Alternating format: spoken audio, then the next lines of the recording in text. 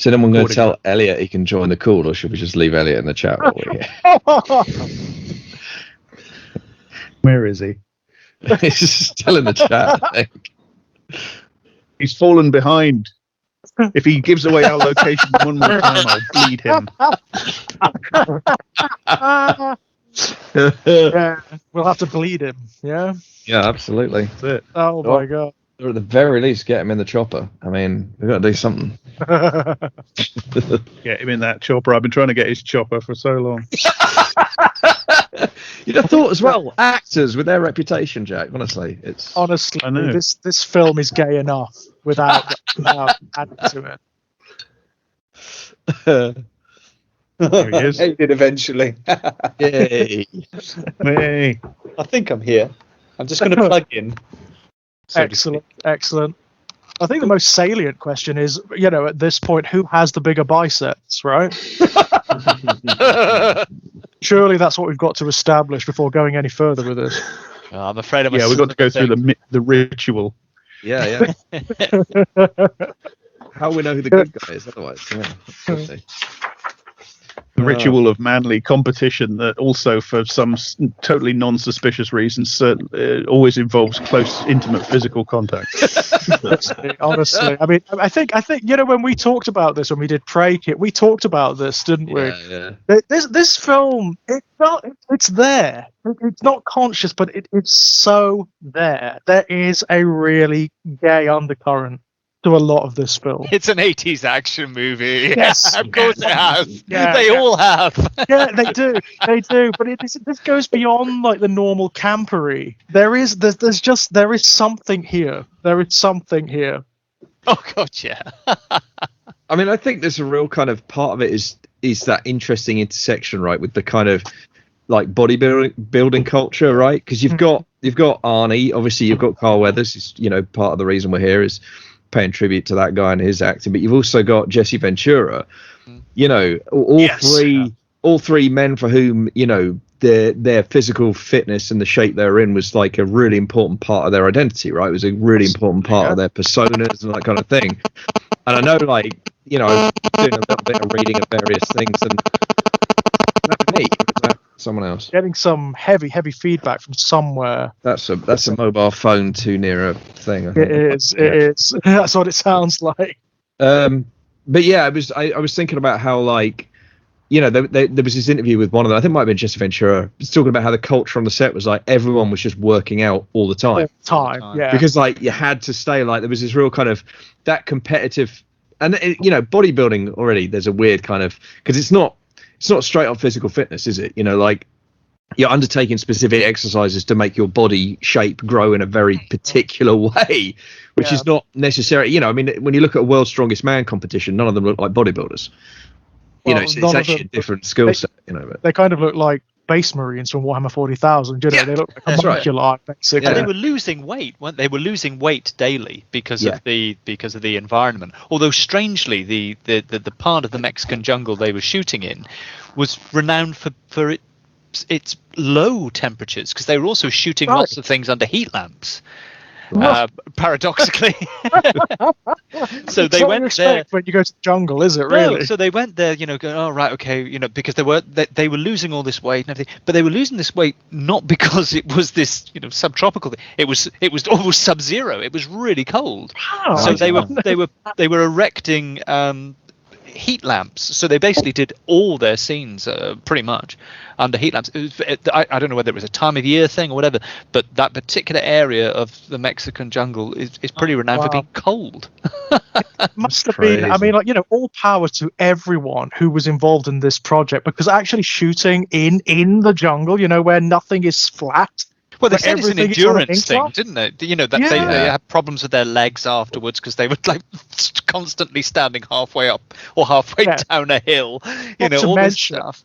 Oh, the fact that they were some of them anyway were exercising rigorously before and after the shoot. Considering what a grueling shoot it was, it's just mind-boggling that they were doing full workouts before. But then this sort of feeds into that whole, decade of excess, Yeah. everything's It extreme, really does. it's like the big Really bodies, does. the big passions, the big, the that's I love the cruelties. fact that Carl Weathers didn't want anyone to know that he was working out, so he'd get up, do his workout before anyone woke up, and go back to bed and just go, "Yeah, guys, I'm naturally this shape. I know, like other human beings are." That's even better. I love it. That you gotta love the psychology of that, man. You I gotta do. love that. There's just like Oh. sheer fucking with other peopleness of that. It's beautiful. What I love about watching like the documentaries that were filmed at the time, the contemporary documentary footage, is that because it is the 1980s, nobody gets it. Nobody understands that this is gay as all hell. This is coming from a gay guy. Nobody gets that there is an inherent sort of queerness to this. It's all straight down the line. People, it's perfectly normal, rational, and it's like, what is this? How could you not see? The focus on the on male physique, which obviously really took off there were the 50s beefcakes, of course, but it took off in a much bigger way in the 80s, largely out of things like the documentaries that Arnie was doing in the 70s, and this exemplifying of the body. But the strange thing is, it's really interesting to see this cultural moment and how film in particular tries to deal with it, because we were, of course, we were used to women's bodies being revealed and on show and under the voyeuristic. But I think if there's a quirk that contrasts female and male bodies and how they are put under film at this particular time, is that the women's bodies are still objectified. We're in this situation where this is not so much objectification, although it does cross into it, as and the words just escaped me. I thought of the word and it's gone because I never do any notes. This is like an idealization. Yeah. So it's like an aspirational kind of type, isn't it? Which really rejects then the whole notion of it being, the guys are under the same objectification as women. No, they're not. These guys are idealized in a very different way. In these movies. But they're not sexualized in a way that a woman would be, in the same sort of vulnerable sense, because they are there at the extremities of macho behaviour. Yes, there it is. That's one of the few acceptable areas that homoerotic impulses can be expressed in a heteronormative society. That's it. Yeah. And of course, they're all, ex-Vietnam. Exactly. It's brotherhood, isn't it, as well? It's like comrades in arms and all that. Yeah, fetishizing and idealizing male bodies imbues them with power, whereas the fetishization and the idealization of female bodies robs them of power. So it's the same process, but for different ends. Inverted, yeah. Exactly that. Rather than being eroticized, it's thanaticized, right? It's power. It's the power to kill. It's the power to do violence. That's the implication. Having said all that, like a Burt Lancaster or something, in the period before this, you'd have someone like Burt Lancaster, maybe possibly Kirk Douglas. It is an explosion of the seeing the male body in this sort of extraordinary peak condition. Well, this is it. We say the male body, and actually, it's not. There is no way for most human beings to attain that. Those are not natural male bodies. As I say, they may as well be homunculi, right? They may as well be space marines from Warhammer 40,000.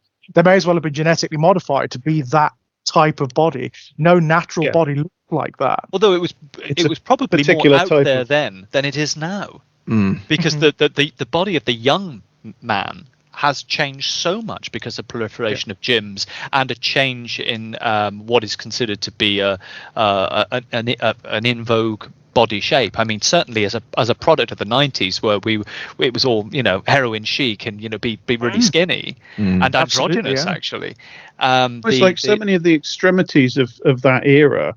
At the time, they were seen as extremities. People didn't expect, at least inside the media discourse version of reality, people didn't expect. Arnie's body in this wasn't seen as like a standard male body. It was seen as a fantasy male body in the 1980s. Whereas in the decades since, it's kind of within at least the media version of reality that's kind of constantly foisted on us. A body something like that is seen as like normal, and if you haven't got it, there's something wrong with you. Yeah. Yeah, there is a certain sort of like, and it's really dark. We talked about this in Hereditary as well. There is this sort of proliferation of lifestyle gurus and fitness gurus and whatnot who will, and it's kind of the type of body that they try to impose and enshrine for young men. And yeah, it's almost impossible to attain. And even if you attain it, you can't sustain it, I tell you what, I think slightly different, though. At least I think in this movie, part of the point is that we are meant to see these as well as idealized figures, right? Mm-hmm. We're meant to understand that these are exceptional kind of, to use a dodgy phrase, super soldiers. But that's the whole, like they're an elite force and all that Absolutely, kind of thing. Yeah. So, that whereas it's gotten progressively kind of worse from there. But there's something else I wanted to pick up on as well. I agree with what you had to say, Jack, about the difference between the way the display of a male body is different from a female body. But having said that, one of the connections my brain made when you said that, I thought it's really interesting, is that watching Predator as I did a couple of days ago, for the first time I realized, and this I'm slow, guys, that's just me, but for the first time I realized that actually like Terminator, this is not, in fact, a science fiction movie, but it is actually a slasher movie. At least the second half of the movie. And it's actually a very, very classic slasher movie. And I remember thinking as I was watching it, it's a really interesting idea to create a slasher movie where the slasher isn't slaughtering teens and particularly teen women, but is instead slaughtering heavily armed American soldiers. That's it's a very interesting decision. It's funny how this film emerges out of it is a Frankenstein's creatures. I mean, it emerges out of the Thing from a little bit beforehand. Yes. Obviously, Aliens, slasher movies, tons of slasher movies. The proliferation of things like Hamburger Hill, Pork Chop Hill, the Vietnam films or the post-Vietnam films, of course. And things like Commando as well, where you're getting the Vietnam vets. They've all reached a certain age, and it's all just smashed together in this movie. Well, Rambo and Rocky too, right? Yeah, I mean, I don't know. Absolutely, yeah. It's a peculiarly it's also 1980s chimera in that regard, isn't it? Because it is the strangest film. It's almost impossible to codify what this film is in the way that, for example, films are codified now, particularly within sort of popular criticism. How would you describe this film? What would you say to people? Oh, it's a science fiction, horror, soldier, Vietnam kind of body action film. And actually with a lot of overtures of a comedy as well. Yes. I mean, it was written pretty much as a joke. I think subtextually, one of the things this is about is the foundation, the settlement of the North American continent. I think on a deep subtextual level, this was about. So it's kind of a Western as well for me. It is a Western, yes. But it's got elements of a Western. It's interesting what you were saying, Kit, there about it being a slasher movie. It's interesting in that respect that the first guy who gets killed by the slasher is the guy that's making the sexual jokes the whole time. And then the next two to die are the ones who are kind of sort of in a romantic relationship with each other. So that rule about have sex and die still kind of applies on a subliminal level, maybe. Because one of them also say, "I'll be right back." One of these soldiers at some point. That should happen. Oh my god, I'm actually racking my brains now to think. Does one of them say anything even like remotely close to that? Actually, sure, somebody must say split up or something. Well, they don't quite say split up, but they do split up on a couple of occasions tactically. I think Dutch's exit line is pretty close to Arnie when he says, like, because there's that whole thing where it's like, just hold the chopper, and it's like, you both know he's not coming back, so. That's something that the film itself acknowledges. There is a really thematic element to this because of the fact that they're not just soldiers, they're kind of super soldiers, and they've done dark stuff. They've probably done really dark stuff, these guys. Darker than almost anyone else in like a military outfit. There is this acknowledgement of death throughout the film. Carl Weathers' character basically sacrifices himself as a kind of penance towards the end. You've got Billy, of course, who just feeds himself to the Predator for some seemingly metaphysical reason. Even Dutch is kind of willing to face it one-on-one, and he's not sure that he's going to survive. Well, it's probably post-Vietnam death drive, isn't it? Guilt. Yes, I think that's what it's getting at. That's what it's getting at, Billy's death reminded me of Hickey at the end of the television version of The Terror. Oh, yes! Yes! Yeah. Not the book version, but the TV version. Television one. Yes! I never thought of that, but It just occurs to me as well. It's just an aside because I don't want to railroad. But the other, of course, genre that was meant to be smashed into it, but of course wasn't in the end. It was also meant to be, in part, a kind of quasi martial art movie. But then the martial art actor left, which was Jean-Claude Van Damme. Oh, because wow. he was the original Predator. Van Damme was brought into it because he had been spotted at that point. It was before he was a film actor. He had been spotted for his martial arts prowess, and the producers said, get that guy in to play the Predator, and he can do all his moves, he can do his flips, he can do his martial arts moves. And he came onto the set, and he was in the original Predator outfit, and I mean there was a language barrier because his English at that point wasn't very good, and no one really could speak very fluent French. And because for the first few days they had him in the outfit on which they could do the camouflage. So he was wearing a bright red outfit of the Predator. So he was like, "This is shit." And he was like getting really angry, saying, "This is my first Hollywood exposure, and I'm wearing a stupid red outfit." Now the only reason he was wearing that was because obviously red is at the other end of the spectrum to green, and it was just all for the effects. So they were trying to tell him, no, you're going to be wearing this eventually. But when they put him into the other outfit, it was like, you've brought me here to do all these things that I can do, my tumbling, my acrobatics, my martial arts. This outfit is just caging me. Right. And he was passing out in the humidity and everything. So he just basically went, that's it, I'm done, and kind of left. But in a strange sort of way, it got them out of a bind, because one of the worries that McTiernan had was all these people, Carl Weathers and Arnie, they're all like 6 foot something, and this guy's 5'9", even with the headpiece on. So it was then that they went and found their man, who was 7'2". Knew any of them. He's a giant. Well, I think the idea of the Predator, the outfit, like almost on small. The hop. I think the idea of the Predator as small is quite interesting. Yeah, I think a smaller alien. I like it because he's so Van Damme weapon independent, isn't he? So the fact that he needs to be physically imposing as well is kind of cheap. Yeah, and hunters very often go after, like human hunters that go hunting for animals, they go after animals that are bigger and more dangerous than them, don't they? Yeah. They were just worried about it looking a bit daft, but hey, who knows? But you can see some of that footage of Van Damme on YouTube. It is quite, and you know, it's extraordinary. You know, I think I've seen some of the red outfit stuff, and just his difficulty moving. You know, it would have been a very different film. It would have been a very different film. That having him sort of tumbling about and doing martial arts stuff would have changed the timbre of the film. Well, exactly. The nature of the Predator, right? Worked out because it was almost going to be a vehicle for him as a. Although he soon realised it was like, well, hang on a moment, I'm not going to be visible. I'm just a glorified stuntman, really. So the combination of the outfit and the fact that his face wouldn't be seen sort of saw him off. But it was silly things like it's not really the visual effects guys. They didn't. It was a breakdown in communication all the way along the line. But they had designed the legs so that the knees would lay back, so it could spring. But of course, all his movements were based on his ability to bend his knees the correct way. Yes, he just couldn't do any of it. So it could have been a very different film, because I think they really wanted to get that kind of martial arts element in there as well. That would have made it much more visual, wouldn't it? That would have meant that the Predator itself would have had to have been on screen much more. Much more. It would have been much less sinister.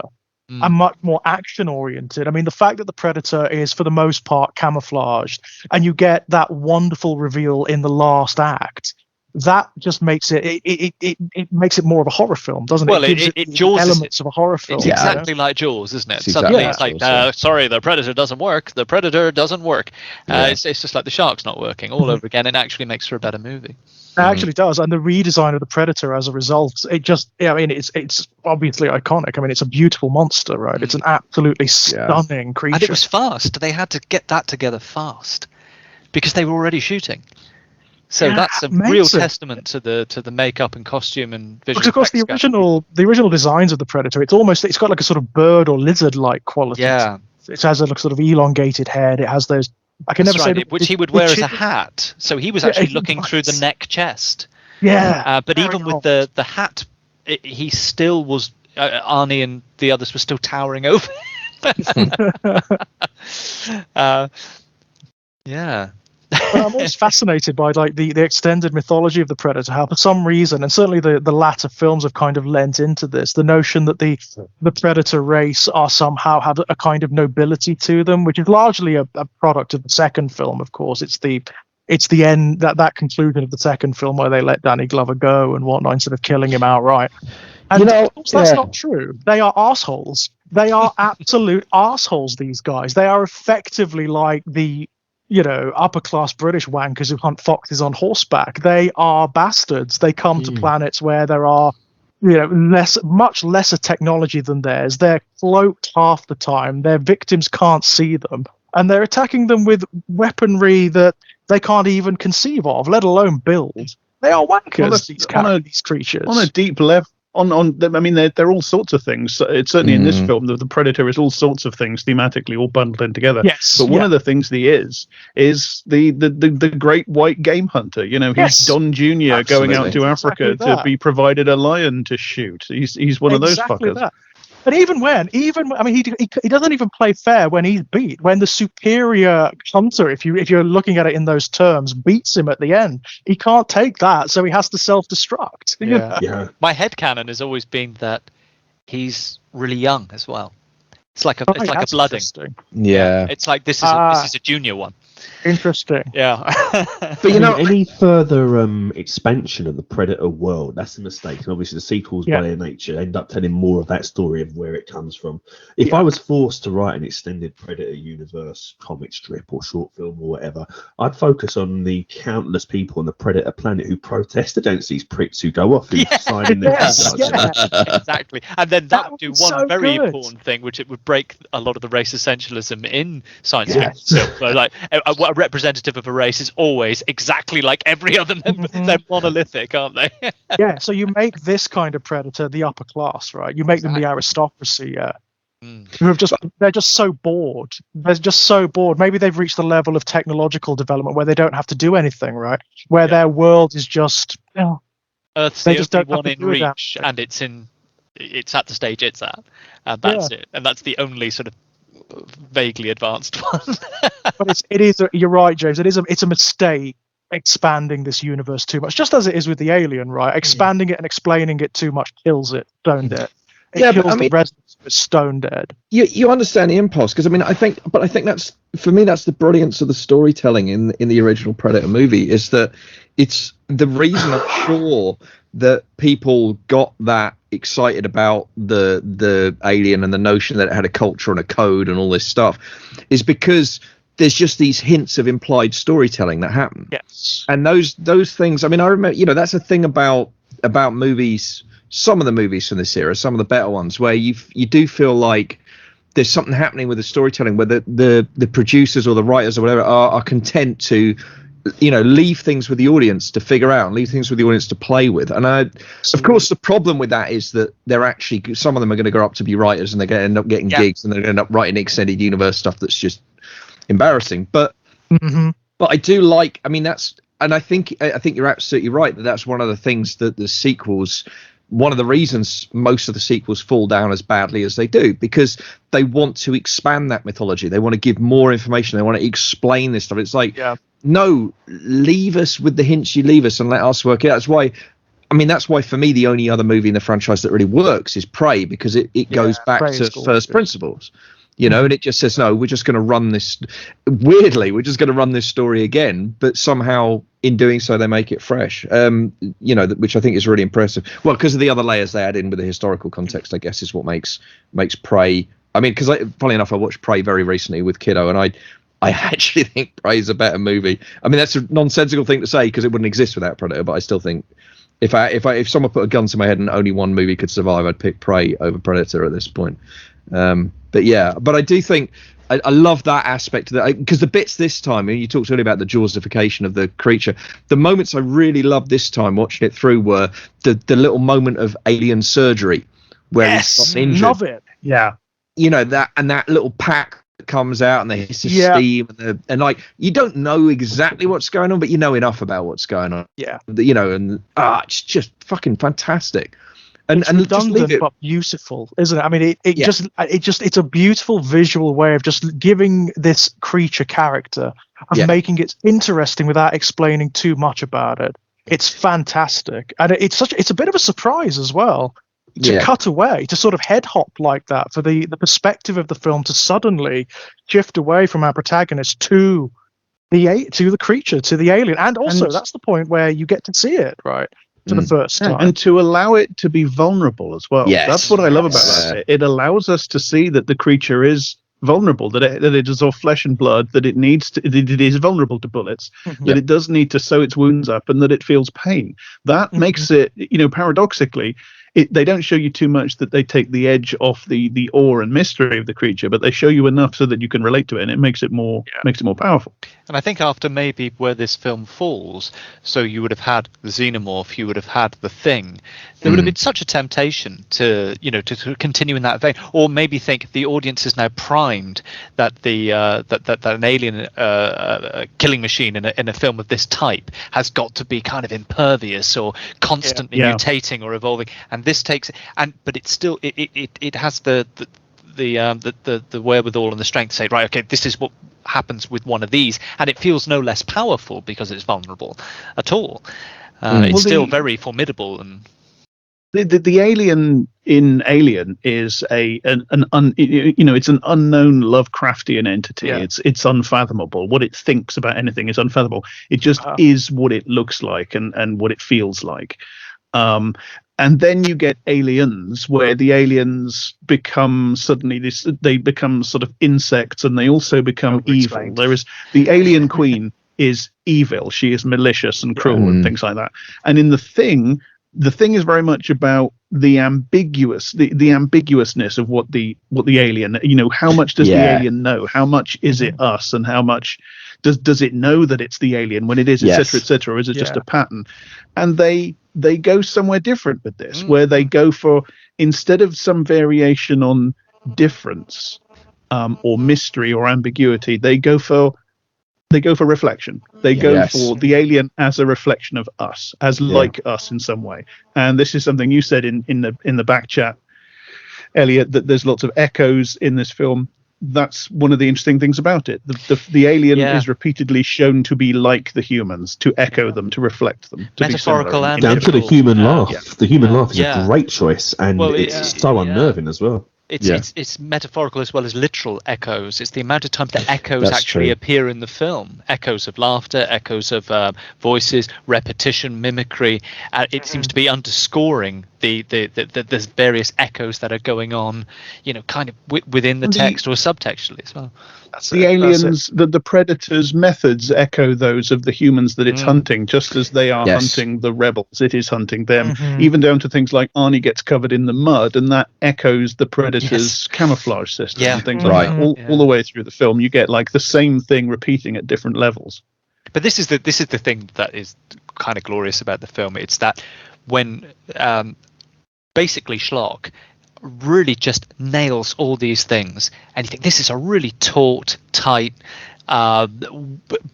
really well constructed piece, and yet it has all the hallmarks of being schlocky fun, almost a kind of drive-in movie, really, and yet it's operating under the hood in such an efficient and smart way.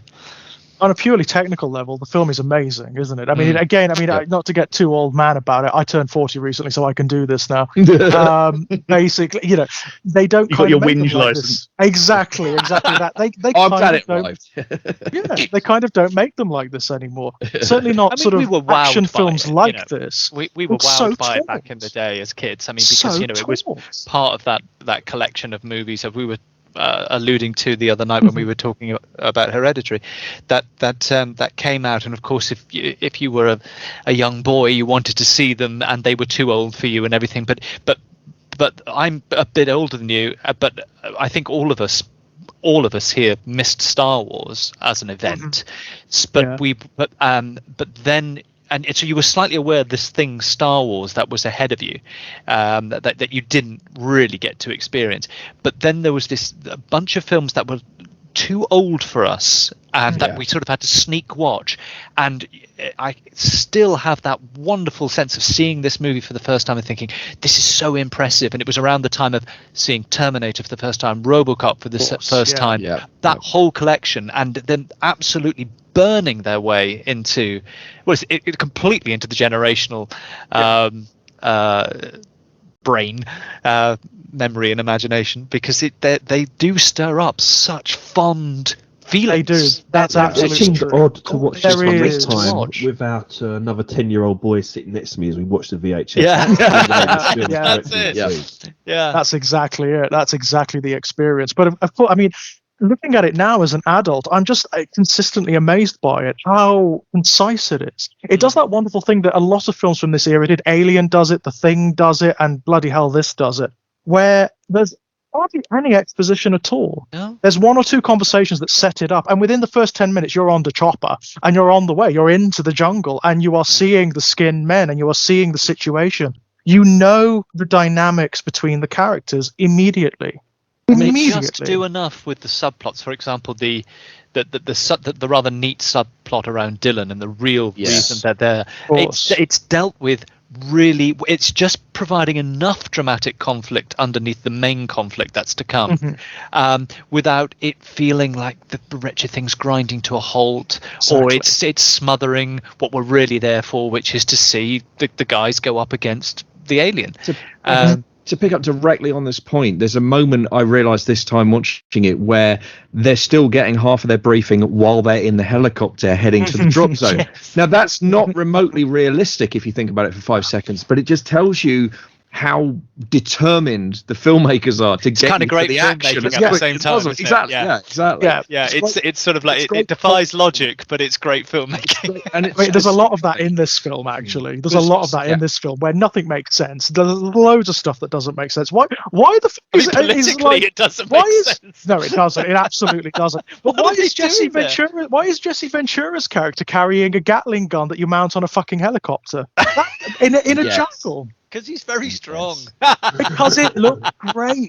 It looks because really you've got this like big muscular wrestler guy in like military fatigues and a cowboy hat with a big Gatling gun, and it's testosterone fueled, it's big, it's excessive, and it's kind of wonderful. Yeah. But also, to go back to what you were saying earlier, like the thing is, like it's when you were talking about how it's this brilliant type bit of storytelling, but it also seemed like trashy pulp. But like the thing is, it's both. Like Robocop. You know, for me, I mean, you've all heard this riff a few times now. But the reason that movie is genius is precisely because it is a really smart political movie making a series of really pointed comments about Reaganomics, and it's a fucking brilliant pulp action movie, and it doesn't stint on either of those two elements. Also speaks of Reaganomics. Yeah, sure. There was no way this film was ever going to be like contemplative and slightly leaning, because it's of that era as well. That's mean, the two things dovetail, don't they? No, absolutely they do. Absolutely they do. I mean, I think the politics, and obviously I think the politics of Predator is a little more incoherent than the politics of Robocop, but that's what happens. And a little less deliberate as well. I think the politics your movie's not co-authored by a Marxist, that kind of thing's going to happen. Exactly. But it's still even if it is, frankly. On a bad about Paul Verhoeven's Predator. It's a different. Oh my God! Can you imagine? Suggestion entirely. Wow. Taking that War of the Worlds thing where the inverse of the colonizer is really taken to the next level. It would look like Total Recall, wouldn't it? It'd be brilliant. Yeah, it would be lurid, wouldn't it? I mean, even more lurid than it actually is. I think arguably Predator kind of does that, at least by one way of reading it. I was going to say, I agree. This was an era where pulp and cheese like this was... there was still a baseline level of artistic competence expected, even of that sort of stuff.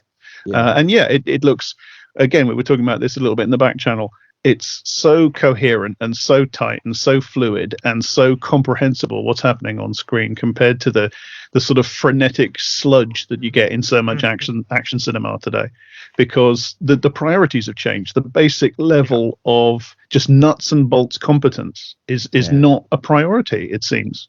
Other things are are what people I mean, care I about. will say in this, this considering he was sort of, probably would be filed as a kind of hack director. Yeah, he's a workman. He's a journeyman director. But I will he's say bloody this good. for him. I knew precisely where I was in an environment that I obviously have no experience of, the jungle at all times. Christopher Nolan can't do that. I'm always geographically lost in his movies. For all that they aspire to be, I never know from shot to shot sometimes, where are we in the street now? Or where are we on that that battlefront or on that beach, which is being, and who's talking to who? But I knew exactly in Predator where I was in the jungle at all times because his shot composition was fantastic. God. Over on the IDSG feed, we just recently released one of our old bonus episodes that Daniel and I did years ago now. We just released it for the public. And it's on The Dark Knight. It's one of two that we recorded whinging about The Dark Knight. And this is what we talk about. One of the things we talk about in that show is that, Christopher Nolan just doesn't know or care how time and space work, and they don't function in his films. Yeah. We now have a generation of filmmakers who are completely influenced by the incompetence of the people who are working in the 2000s, and that's the way things are supposed to look. It's a terrible shame. Yeah. But McTiernan's fantastic in this as well. You can just see the only part where I lose myself slightly in what's happening is the attack on the rebel raid camp there. I think that I almost feel as though he's trying to puncture the type of movie that this is pretending to be, because that's where it feels to become a little bit incoherent there. And it's like, hey, you think you're watching one of these movies, let's move on. But there's almost that last action hero style. We're doing this type of movie not particularly well. At least that's the sense I got. Right. I know what you mean. I can follow most of it, but there are a few. There's just one or two too many slow motion giant explosions of entire buildings. It's like, what just blew up now? I know what you mean. I did clock that this time as well. I do love the kinetic energy of it, and if I felt it was a deliberate attempt to portray the chaos of the thing, then that would be. But it isn't, because it's too lovingly done, right? It's too like, look at the big bag. Now it is exactly that, isn't it? It's almost a technical exercise, isn't it? It's almost like, we are going to do a Commando style action shot. You know what? But it's going to be the best you've ever seen. It's going to be so bravura. It's going to be absolutely illogical. How do they not see Arnie? Yeah. How do they not see? He's a giant. Arnie is huge. And he's just sort of stood there with his gun, behind them in full view of this camp as he looks like a tree. That's the missed line in every Schwarzenegger film is one bystander saying to the other, "Is that a giant guy?" And it makes all the films unrealistic, and that doesn't happen. Again, it's oddly contextual, isn't it? Because as you say, this is consistent in the subgenre of Arnie films from the era, isn't it? This is what happens. This is what he does. So within that context, it makes perfect sense. It is extraordinary how he both bent film around him and films were bent around him, and you get we said it on Hereditary. It's a comparatively short term as well, but suddenly everything is dominated by Predator, The Running Man, Total Recall, and then he does his rather clever leaning into things like Kindergarten Cop and Twins, and which I think is quite canny on his part, and then obviously Last Action Hero almost becomes like the capstone of Arnie's time. Well, obviously Terminator 2 is a big deal as well, but he just was. He was popcorn Hollywood for about 8 years. I mean, he just was it. Yeah. It's and extraordinary. You were getting, right, to a certain degree, you just knew what you were getting if you had a film with Arnold Schwarzenegger in it. And yet the crazy thing is, each one of those films I've just mentioned, and if you bring in Commando as well, they all have something going on under the hood. Absolutely. They're all kind of interesting. I mean, The Running Man, it's got interesting source material. Total Recall's got very interesting source material. Yeah. This, there's a, as you say, it's superior schlock, isn't it? Yeah, I mean, it absolutely is. I mean, Total Recall, I think, also benefited, obviously, I will say this, from Verhoeven, but thinking about specifically Arnie as well, though, and those other movies, I mean, I agree with you, and that run is really interesting. for me, one of the things that hit me this time watching Predator is actually, I do genuinely think this is one of Arnie's better performances. Yeah, he's really quite good in this. He really good, is. Isn't he? And part of why I think he's good in this is he's actually, for Arnie, it's actually quite a measured performance. The line that really hit me this time was, if it bleeds, we can kill it. Because earlier on, you get Jesse Ventura, who delivers I Ain't Got Time to Bleed, right? Yeah. And the way he delivers that is exactly the way you expect Jesse Ventura chewing tobacco saying, I ain't got time to bleed, right? It sounds like every cowboy from John Wayne down to, right? But the interesting thing is, on the page, if it bleeds, we can kill it, has the same ambience, right? It's got the same vibe. Yeah. Arnie's delivery is completely different. Yeah. He works really interesting in an ensemble, because actually we're used to him being the star vehicle, actually, and even though he's positioned as the star vehicle in this film, the star player in this film, he recognizes, at least is smart enough to recognize that he's part of an ensemble, and it does modify his performance level. It really does. Well, I also think there's something about the responsibility of leadership as opposed to the lone wolf that he's almost always playing. I think that makes a huge, and I think Arnie took that seriously as an actor. You know, I think he looked at the part and went, okay, but if I'm a leader of this troop, what qualities do I need to have? It's totally different from the guy who's just like, you killed my second cousin, big mistake. The commando guy, basically. Right, the commando guy, right, which he's playing in a lot of these movies. This is very, very different. And I also think there's probably something in there. I mean, Rambo's got to be in the back of his mind, right? The fact that Stallone delivered that incredible performance in First Blood. Yeah. And their feeling of maybe a bit of a feeling of responsibility. Well, if I'm going to be presenting like an elite armed service unit, I probably need to dial it back a little bit. I don't know what was going on, but I think it struck me very hard this time how this didn't actually feel like a classic 80s Arnie performance in a good way. You know what I mean? It felt more nuanced. Yeah. No, there's more character in Dutch, isn't there? There's more. You're right. There's nuance. There's little things that he does with his performance that are actually really effective. Little looks, little things with the other characters when he's interacting with the other characters that gives you a sense. It's that wonderful thing of backstory without exposition. Yeah. Where you just get the feeling that these guys have been through the ringer together. They know one another so phenomenally well that they don't need words. They don't need much in the way of dialogue in order to express themselves. It's brilliant. It is it may be his best performance, cinematically. It's up there. There's a kind of moral center to Dutch that a lot of, that some of Arnie's other characters are very much, even if he's playing the good guy, he's very much concerned with himself, his family or his work.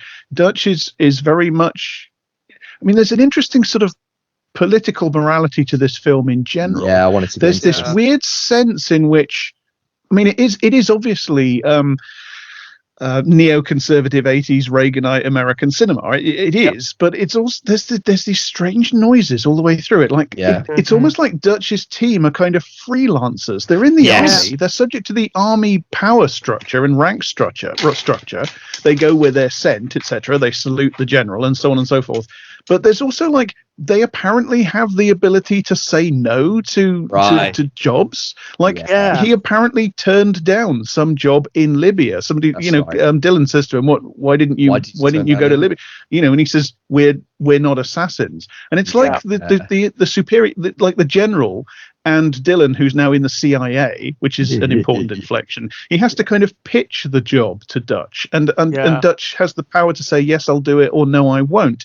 And it's implied that Dutch says he'll do it and his team will do it because he thinks it's morally a job that he can get behind. He can rescue hostages. I don't want to be flippant about it. The ambassador or whatever needs to be rescued because he's been taken by. And of course, what Dylan is doing, he's lying to Dutch about what the job is because he knows that Dutch will say no if it's actually going in to rescue CIA operatives. That inside this Reaganite movie, there's this idea that there's this moral cell within the military that doesn't like American clandestine CIA operations inside South America and won't cooperate with them. But I don't get straight into doing the dirty work by the CIA or so. It's really, it's schizophrenic that's in the air. Cognitive dissonance is extreme, but it is in there. But in the air at the same time, I say I don't want to be flippant about it, about this comparison. I mean it genuinely. But of course, the other example which of course would have been in the cultural air as well, of something that's doing almost just that, which is, very much plugged into the Reaganite neoconservative, post-Vietnam, but which has also got this peculiar moral center, would have been the A-Team. And because being soldiers of fortune, that were kind of on the cusp of being in the army, or they were rejected by the army, or they were hunted men or something. And of course, I think this movie is very aware of other things going on around it, which can actually help get bums on seats, basically, because the kids who are watching the A-Team are now, this comes along slightly later, can graduate towards this kind of film, which is a little more a little older and so on, but it's pulling on that. But it is that peculiar line of amidst that is a peculiar kind of morality. Well, that is something they would have seen, and it's not unique to the A-Team. There were several television programs around that through the tail end of the 70s into the 80s where it was riffed on that the main characters were kind of part of the establishment or part of the hegemony, but at the same time questioning or somewhat rebellious forces within it.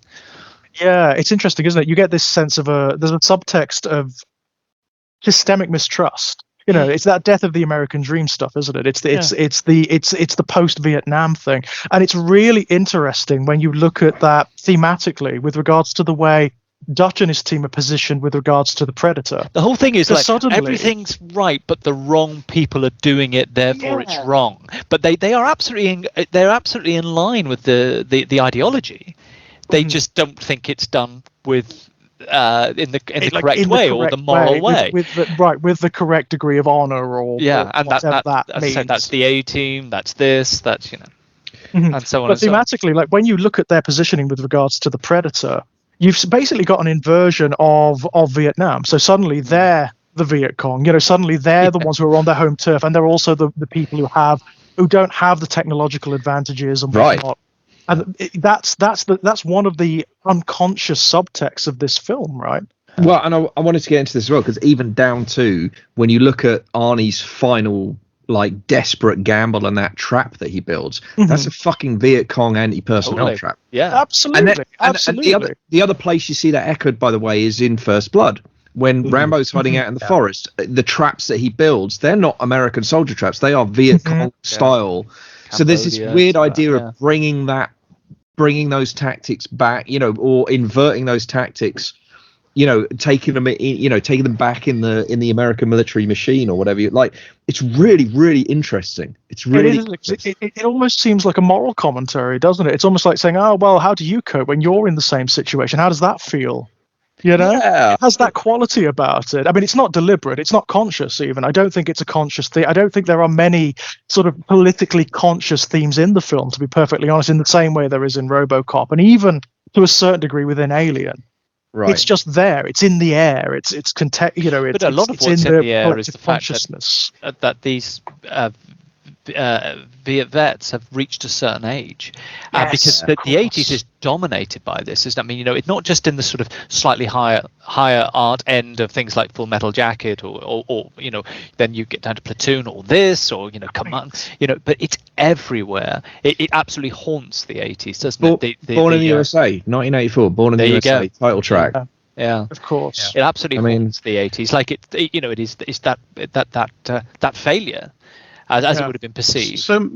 So many of these movies have these sorts of this sort of cognitive dissonance in them, this political cognitive dissonance in them, and it's really, I think, on a basic level, it comes from a kind of political and moral lampshading that studios feel the need to do in order to market their products to as many people as possible. I think that's what it is, because they want to sell this movie, which is essentially a sort of American military might in the jungle, guns, explosions, etc. Commandos, aren't they fucking cool thing. But they also want to sell it to as many people as possible, and they're selling to a world, a market in which there are loads of young people who relate to that on a sort of aesthetic level, Yes. but they don't relate to it on a political level, because you've got the MTV generation, and we know because we see Jesse Ventura wearing an MTV t-shirt, and so what they want to do is they want to sell that, but they want to morally and politically lampshade it. So what they do is they present it to you, but they find these weird convoluted ways in which, but our heroes are the good version of that, guy. which is exactly what you get in Predator. Yeah. You get Arnie is the incredibly cool special forces American soldier, and he comes with all the sort of packaged macho glamour of American imperialism, but with any possible political and moral negative connotations sort of taken out by the lampshading. But as you in the say, script. lampshaded, because it's extraordinary to think this is only 20 years after films like the Green Berets or the Sounds of Iwo Jima, where they would just do it absolutely straight ahead, as like this is glorious, and they can't do that by the 80s. Of course. Yeah, but as you say, it's pussyfooting. Yeah, that's perfect. That's the perfect word for it. But what it does do, even though it reminds me of Iron Man. Tony Stark has to be an arms dealer, and he has to be a good guy, and part of the story is that he has to abandon being an arms dealer, but the script has to go into all these weird schizophrenic lampshady convolutions about why he thinks that being an arms dealer is a bad thing. So you end up with a script that says, well, it's a bad thing because the 10 rings might get hold of my weapons, not because we're dropping them on civilians in villages. And I think Predator is actually far more successful in that regard than Iron Man is, because Iron Man never resolves it at all. Now, Iron Man kind of just shoves it aside at one point. It just says, no, Tony Stark is basically Christ, it can't cope, and he can do whatever he likes. Yeah, it just gives up. I mean, Predator's quite clever in the way that it does it, which is it brings it down to the personal level. These people are basically what it says is, to one another and as individuals, they are good and honorable people. Yeah. Iron Man is being produced by a culture which is very late neoliberal. So it's dealing with political attitudes that are so extreme reactionary by this point that the entire Marvel Cinematic Universe is basically based upon the idea that you have a secret, covert, heavily armed branch of the American government, SHIELD, which are the good guys. And I know they sort of complicate that in later films, but actually it's only because they were infiltrated by Hydra, so that's bullshit anyway. But that's not what's going on in the 80s. These 80s movies, they're heavily reactionary because it's a reactionary cultural decade, but they can just say, oh, well, actually this bit of what America did was bad because the CIA. Here's the CIA, the easy boogeyman of the CIA being involved. So that's why this bit of it was bad. Iron Man can't do that because Iron Man is so far into this entrenched reactionary consensus, far beyond any of this 80s cinema. Yeah. Hydra, because being a Nazi isn't bad enough.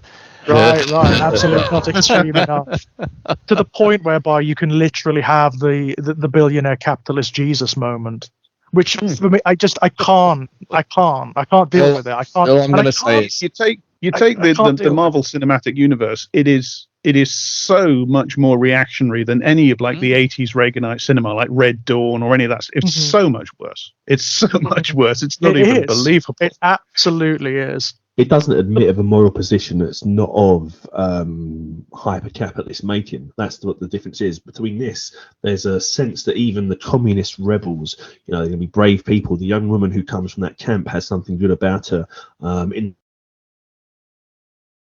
If someone came from a rebel camp like that, they'd be shown to be treacherous and weak immediately because that's how much we have to stick to this line. Or, I agree, but also in the Marvel movies, they'd be shown to not really have beliefs. That's the thing about in the Marvel universe. It's not that you have people who are evil because they want to change the world for an ideological reason. It's that nobody even really wants to do that on some level. Even what used to be the evil of political extremism, even the people who explicitly say, I'm the baddie because I want to change the world, like Ultron or Zemo or whoever, they're all powered by selfish personal neuroses. They don't really have even politics. No. Right. Yeah, but of course, you know, Tony Stark is also driven by those neuroses, but suddenly when he does it, it's noble. I mean, it makes no fucking sense. It's fine. Yeah, it's completely incoherent. But that's interesting because I will say that I think it's possible to watch those movies and hate Stark all the way through. Like, it really is, and see him as a dickhead. But maybe the art's wiser than the people producing it on that particular score. I did want to come back to Anna though, because you mentioned her, and for two reasons. One, when we were talking earlier about the classic 80s movies and the objectification of the female form, I'm very struck by thinking about the immediate sequel to this movie, Predator 2, and how badly that handles that particular aspect of the movie. It's really, there's a couple of incredibly trashy exploitative sequences with women wearing not very many clothes and horrible things happening. It's very interesting to me in this context, in this movie, again, with everything we've talked about with the wider politics, there isn't any of that with Anna. She's not wearing suspiciously ragged looking clothes that reveal too much. She's portrayed as resourceful, thoughtful. I love the fact that she can speak English and they don't even work it out until the last half an hour of the movie. You know, like, she's played it close to her chest.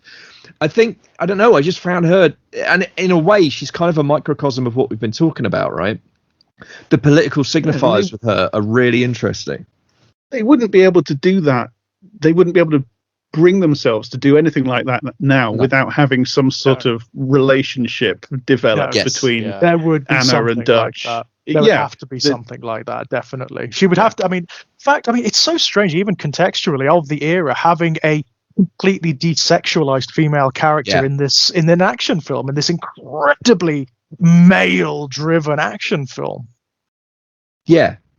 It feels. I don't know if she's completely desexualized. There are lots of shots of her very, very pretty face. But yeah, it's a hell of a lot better than it could have been. I mean, absolutely. It's conspicuous given the surrounding kind of culture milieu that is going on, I think. Yeah, and it fascinates. But also, I can't help but juxtapose it with First Blood Part 2, which I think is. I love the original. I love First Blood a great deal. I think it's I think it's a brilliant and important movie. But I think there's nothing weirder to me than how the sequels to that movie played out. It's so fucking strange how the politics of all the other Rambo movies are fuck all like the politics of First Blood, and it's really fucking weird. The inversion of the original one. Yeah, it's bizarre. But if you compare the characters, because Rambo in First Blood Part 2, this is the one where he's going in to rescue. Oh, he's going in to rescue American hostages. That's interesting in a jungle environment. And in that, but here's the difference in the politics, right? In Predator, Arnie has to be persuaded to go in with his team on the premise that's a lie, that it's a rescue mission, right? When Rambo is visited in prison and said, "Hey, can you go back to Vietnam?" He says, "Do we get to win this time, sir?" Like, that's the difference in the politics of the two movies. And obviously, when Rambo finds a young female, local, she falls in love with him, of course, because that's how that story has to play out. So it is interesting to me how Predator just doesn't even comment on it. There's not a scene where one of them flirts with her and Dutch says, "Shut the fuck up, be a professional." It just doesn't happen at all. It's weird. It's an odd, but I like it. It's refreshing, just because it's not the thing you've seen a million times. But I do think it's an interesting decision, and I think she's an interesting character. She doesn't get enough screen time. I'm not sure it's ever even really resolved who she is, but no, it really isn't, or what her politics is specifically, or what movement she's part of. No, it isn't. It absolutely isn't. The only real hint of a romance in this film is obviously between Mac and Jesse Ventura's character. Yeah.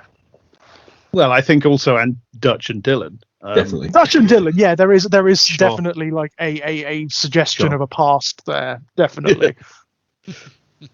They certainly bicker. Yeah, I find like the exes, don't they? They do. Very much so, yeah.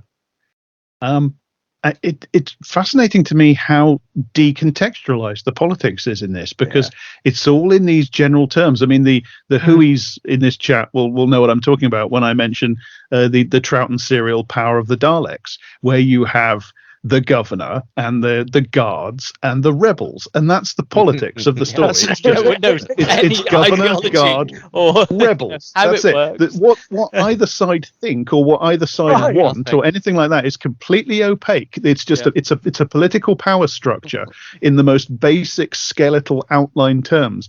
And there's something very similar going on in this, because you have like rebels and ambassadors and governments, but this could be an allied government, and these could be allied with the Americans, and these could be communist rebels, or it could be the other way around. The story works just as well the other way around.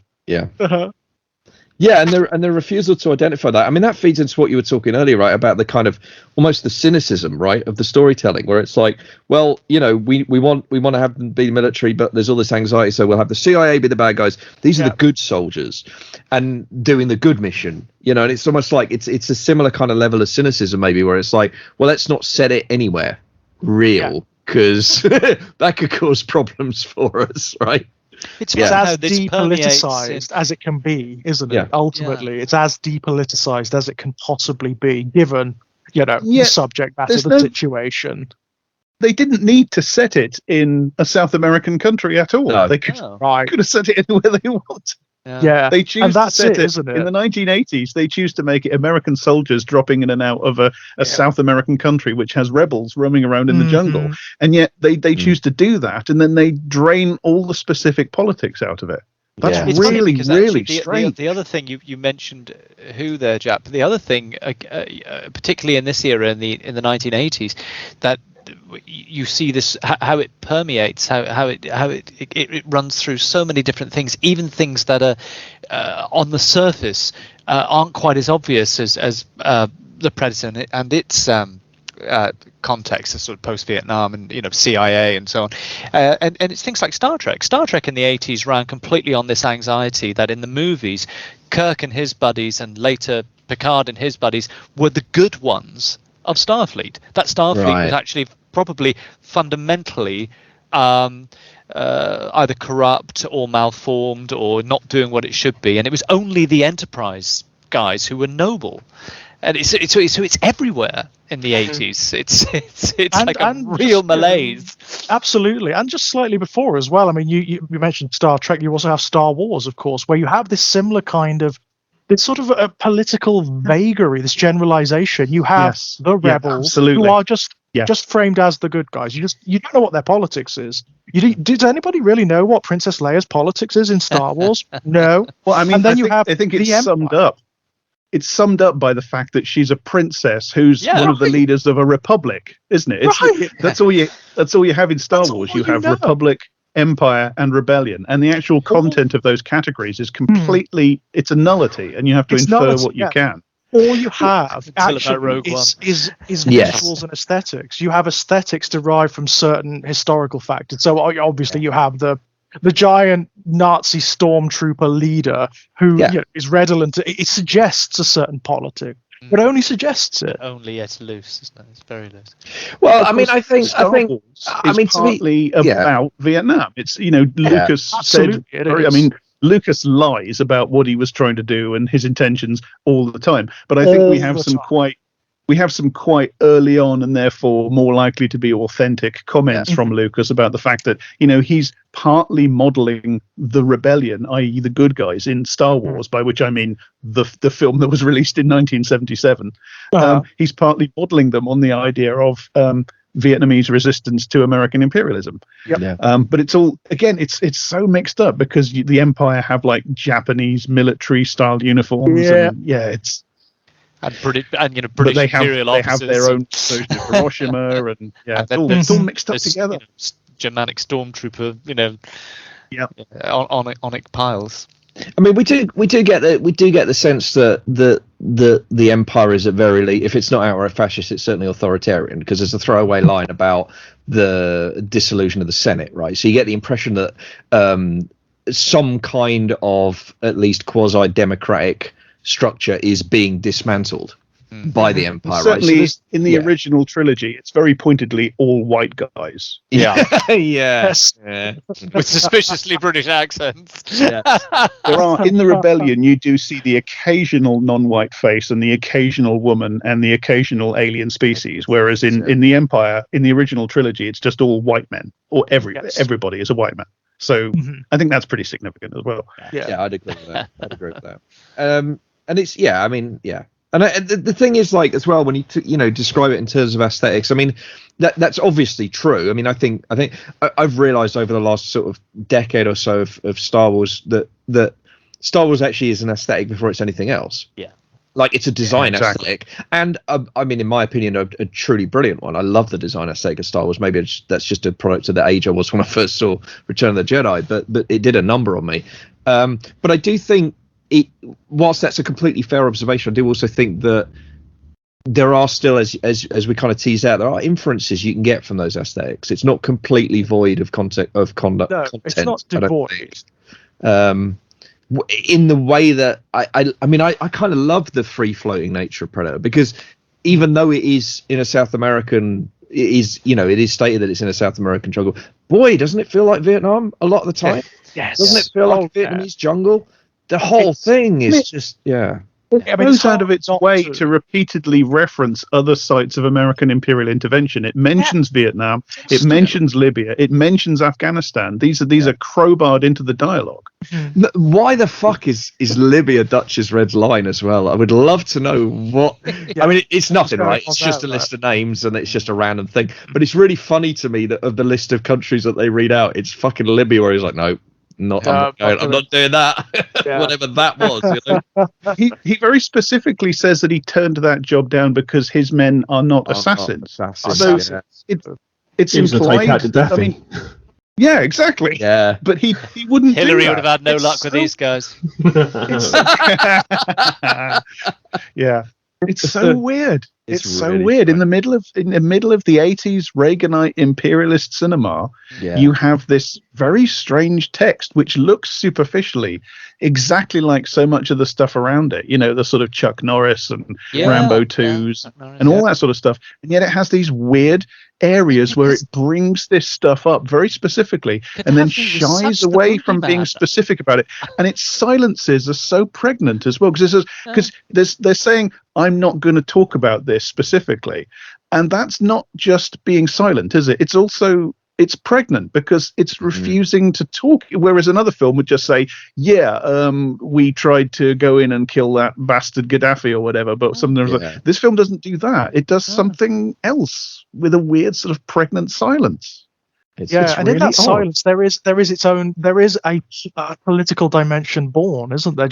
Wittingly or no, intentionally or no, there is a strange kind of politics to the film, and it is born in those silences and in the aesthetics that it chooses to deploy. Like you said, the fact that it's set in a jungle that is it's ostensibly in Mexico, but it's effectively it's redolent of Vietnam. That's what it's recalling, isn't it? That's what it's recalling.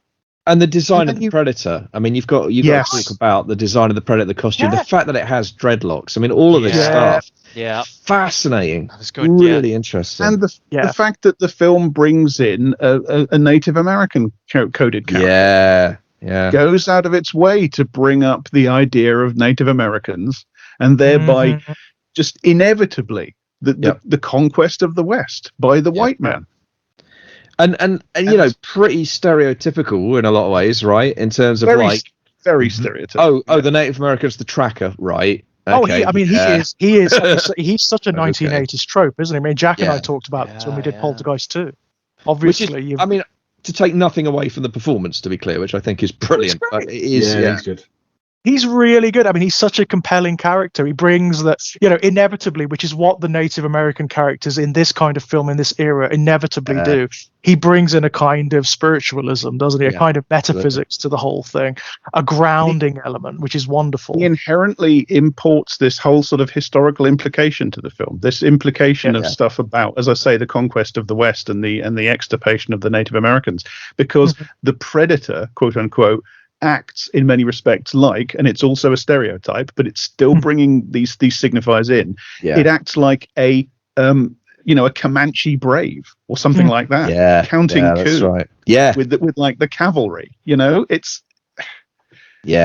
There's some of that going on under the hood, isn't there? And that's in the aesthetics of the Predator too. I mean, it has the dreadlocks and whatnot, but it marries loads of different cultural cues. Yeah. And just all together, all from different ethnic groups as well. I mean, for me, that mirrors the political incoherence that we've been talking about. It's funny, isn't it? We were talking about mirrors earlier. To me, the incoherence of the Predator design mirrors the incoherence of the politics. The South America, the Libya, the good military and bad military, all of that stuff which again, I think Jack's explanation is most likely the true one. It's just a cynical, like, we need to sell this to as many people as possible. So Absolutely. We need these signifiers for this market and these signifiers for that market. And it's, it's America, right? So it's liberalism versus conservatism. Yeah, but it's what it also fundamentally is about is the fragility of, these are all things. I mean, the film is basically, although of course Dutch has to triumph at the end. Yeah. The whole film is rooted in the idea of all these things that were conquered or were colonized or were subjugated can come back. It's a terrified movie. This is what you said, Jack, isn't it? It's gothic, right? It's the return of the repressed. Yes, it's all of the sins coming back to you. And the final shot of the film, where you've got Dutch after the explosion, he's in the helicopter, he's lost everything at that point. You know what? His brotherhood is gone. It's gone. And also every assumption of reality, right? Everything that he assumed about his capacity and his place in the world is gone. Because watching it this time, where does Dutch go from here? He looks annihilated. He looks there is this deliberate shot where it pans into his face, and Arnie's doing this great turn where he looks desolate. Yeah.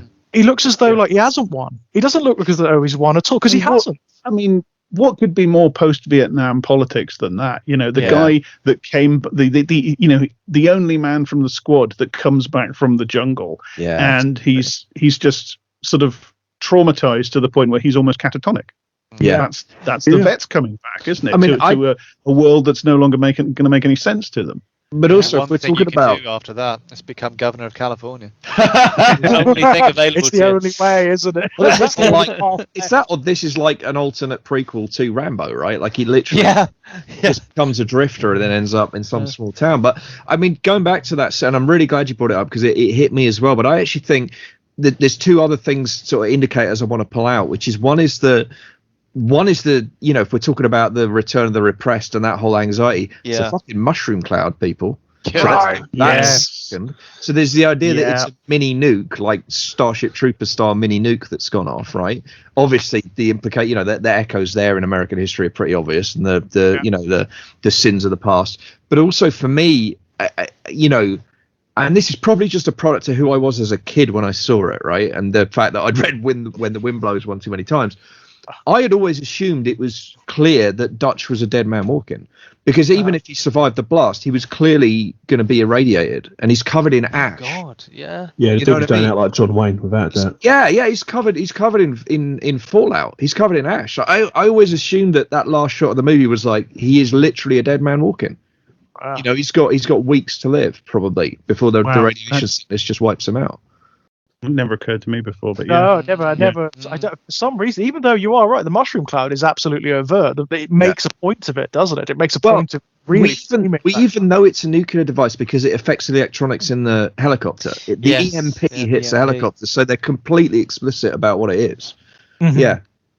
I always assumed that was that was the point of that last shot with the ash, especially because the ash that's the fallout cloud. That's like, see you later, Dutch. Yeah, short books only, my friend.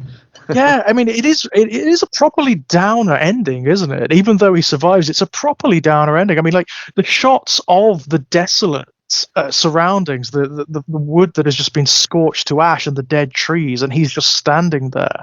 Yeah, it's a much darker ending than it oddly feels within the context. But then they do that bizarre sitcom credit sequence. Oh, it's so strange.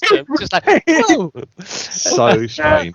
You've got the characters winking at the screen, and You know what's funny about that sequence? All of the when you see them all in turn, every single one of them is smiling. Yeah. Every single dead guy is smiling, and the only one who doesn't get a smile shot is fucking Arnie, who's the only guy who lives. So the credits come from After Paradise. That's what's happening. Yes, exactly. The only one of those clips that isn't a special clip recorded for the end credits with the actor looking at the camera is the Arnie one. That's a clip from the movie. The others are all the guys look at the camera and smile or do a bit or something. So it's like the ghosts of these men are saying goodbye to you. Yeah. But Dutch can't do that because he's still alive. Just for a few weeks. We're out of this hell that we've lived, and that has reduced us to. We're okay now, Yeah.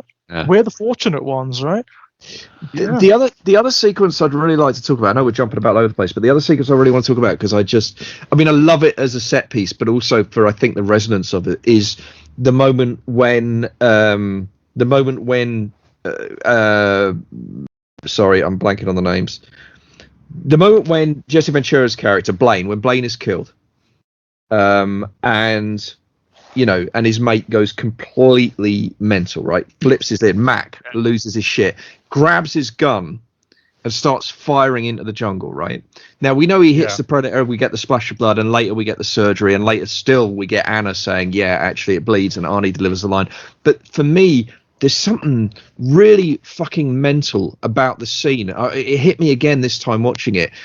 Mac's reaction makes sense. He's seen his mate eviscerated, he's losing his mind, and he's just firing but it's the way that the other soldiers just pan out alongside him and just blind fire into the same bit of jungle. They empty their fucking guns and they reload and they empty them again. And these shots, they're fucking brilliant. The shots of the trees with all the squibs in the trunks. You see them like splinter and fly apart bit by bit as the shots are chunks are shot off them in the fiction, but there are a couple of wide shots where it looks like, that fucking minigun, it looks like it's mowing the jungle down. It looks like the most expensive lawnmower in the history of fucking, But that's riffing on documentary shots from Vietnam and Cambodia, isn't it? Where the soldiers were just doing that. Just lose because shit. It was part of the whole military-industrial complex. It was about just like just getting more bullets out there, getting more things out. Yeah. So that shot, bizarrely, is like one of those grainy, scratchy documentary shots, say out of Cambodia or somewhere. You're just literally watching U.S. soldiers, U.S. Marines firing into trees that seemingly no one. Yeah. It's just keeping the whole thing running on. Right. Yeah. Right. I wonder if it's maybe even intentionally an echo of those kind of images that we've all seen. Mm-hmm, mm-hmm. It feels like it could be. Yeah, and in universe it serves several purposes. We know at this point that these guys have seen atrocities, right? They've committed atrocities. They've seen the worst of the worst, and the fact that Mac is reacting to this to that degree, that is why they all form up around him and start to mow down the jungle. Because if there's something that dangerous, of course, it's also killed Blaine, Yep. So if there is something that dangerous there, that's the way to get rid of it, right? That's what they need to do. On a purely aesthetic level, it's cool.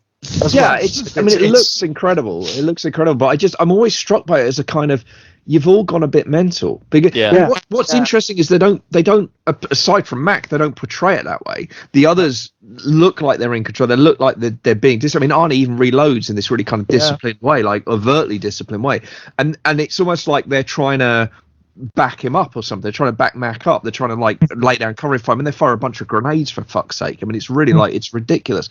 But at the same time, I remember early on as a kid, the first couple of times seeing it, thinking man, they're wasting a lot of fucking ammo. They can't have that much. They can't have that much on them. Seriously, this is really bonkers. And I think first time through, I thought it would become a plot point. I thought you'd get that scene where they'd be like, fucking hell, Mac, you really fucked us up there. Because we're down to our last couple of clips. It goes a different way in the story, but it's a really fucking interesting moment to me. And I love that idea of they're literally just trying to kill a ghost. They're trying to, Well, that's the other purpose as well. Of course, it demonstrates that this thing, the Predator, it emphasizes the myth of the Predator. The fact that they don't really, I mean, they wound it, but they don't hit anything substantially. Well, a max line, right? Nothing on Earth could have survived that. Mm-hmm. Exactly that. It's also that's it, isn't it? Subtextually, that's what it's expressing, that post-Vietnam American imperial anxiety, which is that we just blast and blast and blast and blast mindlessly into the jungle, and we don't hit anything. We don't know what we're firing at. We don't know why. We're just doing it in this frenzy of violence, and it's just what we do. And it captures that. Absolutely. It really does. Absolutely. And I mean, you saying that as well, Jack, reminds me of a news clip from the, contemporaneous news clip from the time of an American general being interviewed and saying, like, for every American soldier we lose, the enemy is losing approximately 20. And I remember seeing that clip and thinking two things. One, like, sure, okay, let's go with that, like propaganda, but also then thinking, like, taking the next logical step and saying, you know what, even if that statistic's right, you're still going to fucking lose. Yeah. You can't, because there's just so many more of them than there are you. Like, you're going to fucking lose on those numbers. Also, I mean, like, it's demonstrative that they're fighting a war, a battle that is different to what the other side are fighting. The assumptions are different. Yeah. And that's exactly what's happening here. Absolutely. Absolutely, yeah.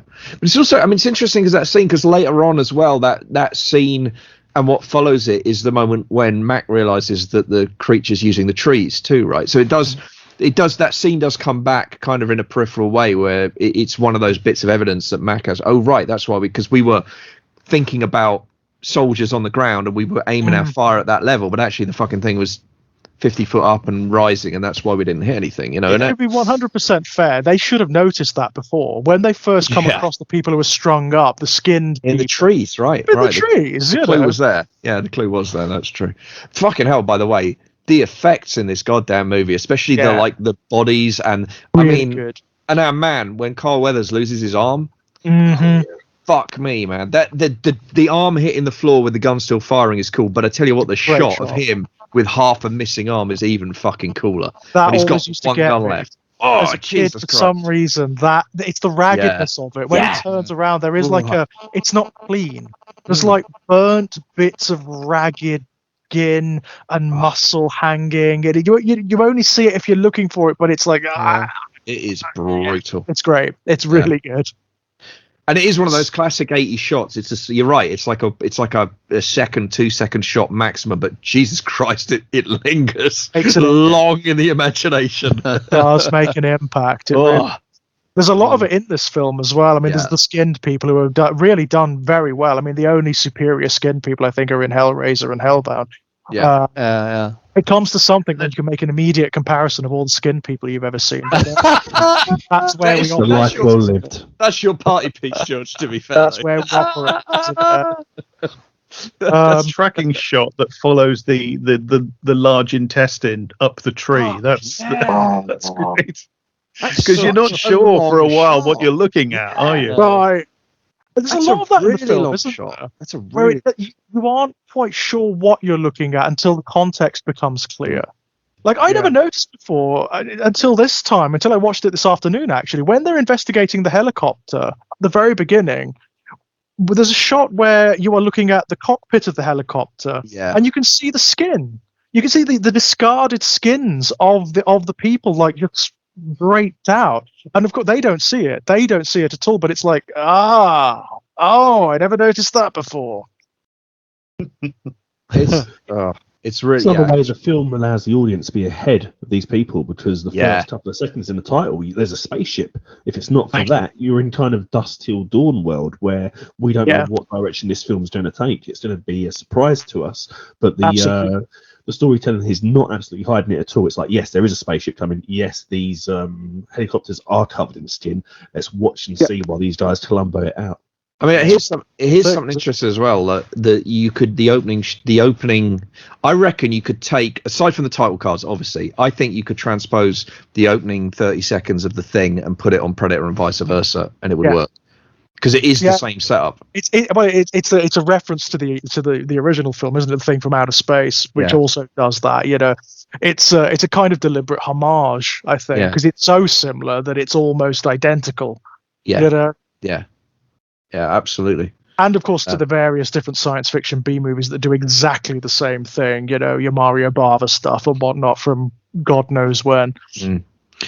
You did remind me of something else as well. I did want to go back very briefly to the point. I think it was you, James, that talked about like the almost incoherence of the attack on the camp, right? With he just gets so frenetic. For me, like one of the symbols of that is the fact that there are not one, but at least two separate full body burns that are pulled in that sequence with people who are moving, so they're proper full body burn stunts, and they are so brief. They are like blink and you'll miss it brief. That is a really fucking expensive stunt. That is a really expensive stunt, and the fact that it's thrown in and then you barely see it, really interesting decision. I mean, I'm just fascinated by like what happened there in terms of, because generally speaking, you'll notice this in 80s action, like full body burns happen, right? Nightmare on Elm Street's got a full body burn. They happen in other movies as well. When they happen, you fucking see them. They keep the camera on it for a while, because it's really expensive, and there's a lot of those hands wave in the air in the full body burn dance that we all know so well. Exactly, right? Like it's it's so interesting that in Predator you have like at least two, and they're really fucking brief. They're barely on screen. Like the balls of that, and it's a really interesting. Like that just makes me get really film nerdy about like, what was that a director's decision? Did that happen in the editing suite? You know what I mean? Because there must have been someone in a suit must have been like, Jesus Christ, you spent a lot of money on these body burns. They're in it for like half a second. Having watched the documentaries, I do believe that it's the director who was responsible for that. He was so gung-ho on that sequence in particular. He really wanted that one to almost be like the almost like the central point of the film. They were really into this idea of doing the action sequence, like the one to end all action sequences. Okay, that makes sense. That's interesting, because if that's what they were going for my money, they failed, because I actually find that sequence kind of dull. I'm kind of tapping my foot and waiting for it to be over, to be honest. It's good, but it's maybe it's because I know that I'm waiting for the story proper to start. I don't know. You're waiting for the stuff with the alien, aren't you? I mean, that's it ultimately, right? You're waiting for the good stuff. Yeah. On the subject as well of the effect shots, one of the things that I am astonished by is how well the camouflage effect holds up. I just can't get over. It's so simple. Yeah. It's so simple, isn't it? Yeah. I mean, just this impression of sort of space being bent or light being bent around something, and it's so effective. But again, these days they wouldn't be able to resist the temptation to over elaborate something around that. Yeah. Or to concentrate too hard on like, quote unquote realism. That seems to be a problem, doesn't it, at the moment? Oh, it has to be real. It has to look like it exists in the real world. It's like no, you're missing the point. This effect works so well because it does have a slightly uncanny quality about it. Yeah. That's what makes it so distressing. That's what makes it upsetting, It makes it look like a phantom, like something. Like Anna says, the woods came alive and took him. Yeah. That's what it looks like. Yeah. And I think for me, it's one of the few. I mean, I said earlier, I think Prey is a better movie, and I stand by that. But I do think it is one of the few moments in Prey where that, for my money, and this is real old man shit, for my money, that effect is just a little too smooth in Prey. It's just a little too, and I get it, like, because it's that thing. Well, we can do it now digitally, and we can. And there, I mean, admittedly, the scene where the Predator holds the bear above its head and it bleeds all down that is fucking cool. Really it's really cool. I'm not going to argue it's not cool looking moment, but there is a little bit of me that's just like, oh, but I really like that. That. It's the scene when Arnie's looking up, right, and it passes over him and his face ripples. It's so good. It's great. My favorite bit with the camouflage is the bit where Mac is crawling under the tree trunk. He thinks he's on the trail of the predator, and he thinks he's got it. And he's crawling under the tree trunk, and suddenly he notices the little red dots, the 3 red dots on his arm, and he looks up through the hole in the tree trunk, and just above him, through the gap, there's this patch of distorted space, and there's just. When you see that, he's dead. He's fucked. Yeah. He's done for. Yeah. That for me is my favorite use of the camouflage. Yeah. That's a any brilliant moment where it's in shot and the camera doesn't let you know that it's in shot, that the couple of moments, a couple of panning shots only, where you're not quite sure whether it's there or not. Yeah. Brilliant. It's Yeah. absolutely brilliant. I mean, that's my kind of horror anyway. I love that kind of thing. Where something, Ghostwatch does this, where there's something there and you don't really know that it's there except on like a subconscious level. Well, also, I think there's a couple Right. of those big shots. It's not there, but I've found myself this time on a couple of the big panning shots of jungle doing what I imagine the soldiers doing, seeing it when it's not there, right? It's not there, exactly. Because you look at it every single thing, go, where the fuck is it? Where the fuck is it? Like, it's just If you take it completely at face value, it's not actually tremendously good camouflage, because you can always see the patch where the predator is camouflaged. But my sort of headcanon with that has always been that if it stands or sits still for long enough, the distortion patterns just settle. So you could, if as long as it could be standing right in front of you, but as long as it's been still for more than a couple of seconds, you wouldn't see a thing at all. When you see those distortion patterns, it's because it's moving even slightly or something like that.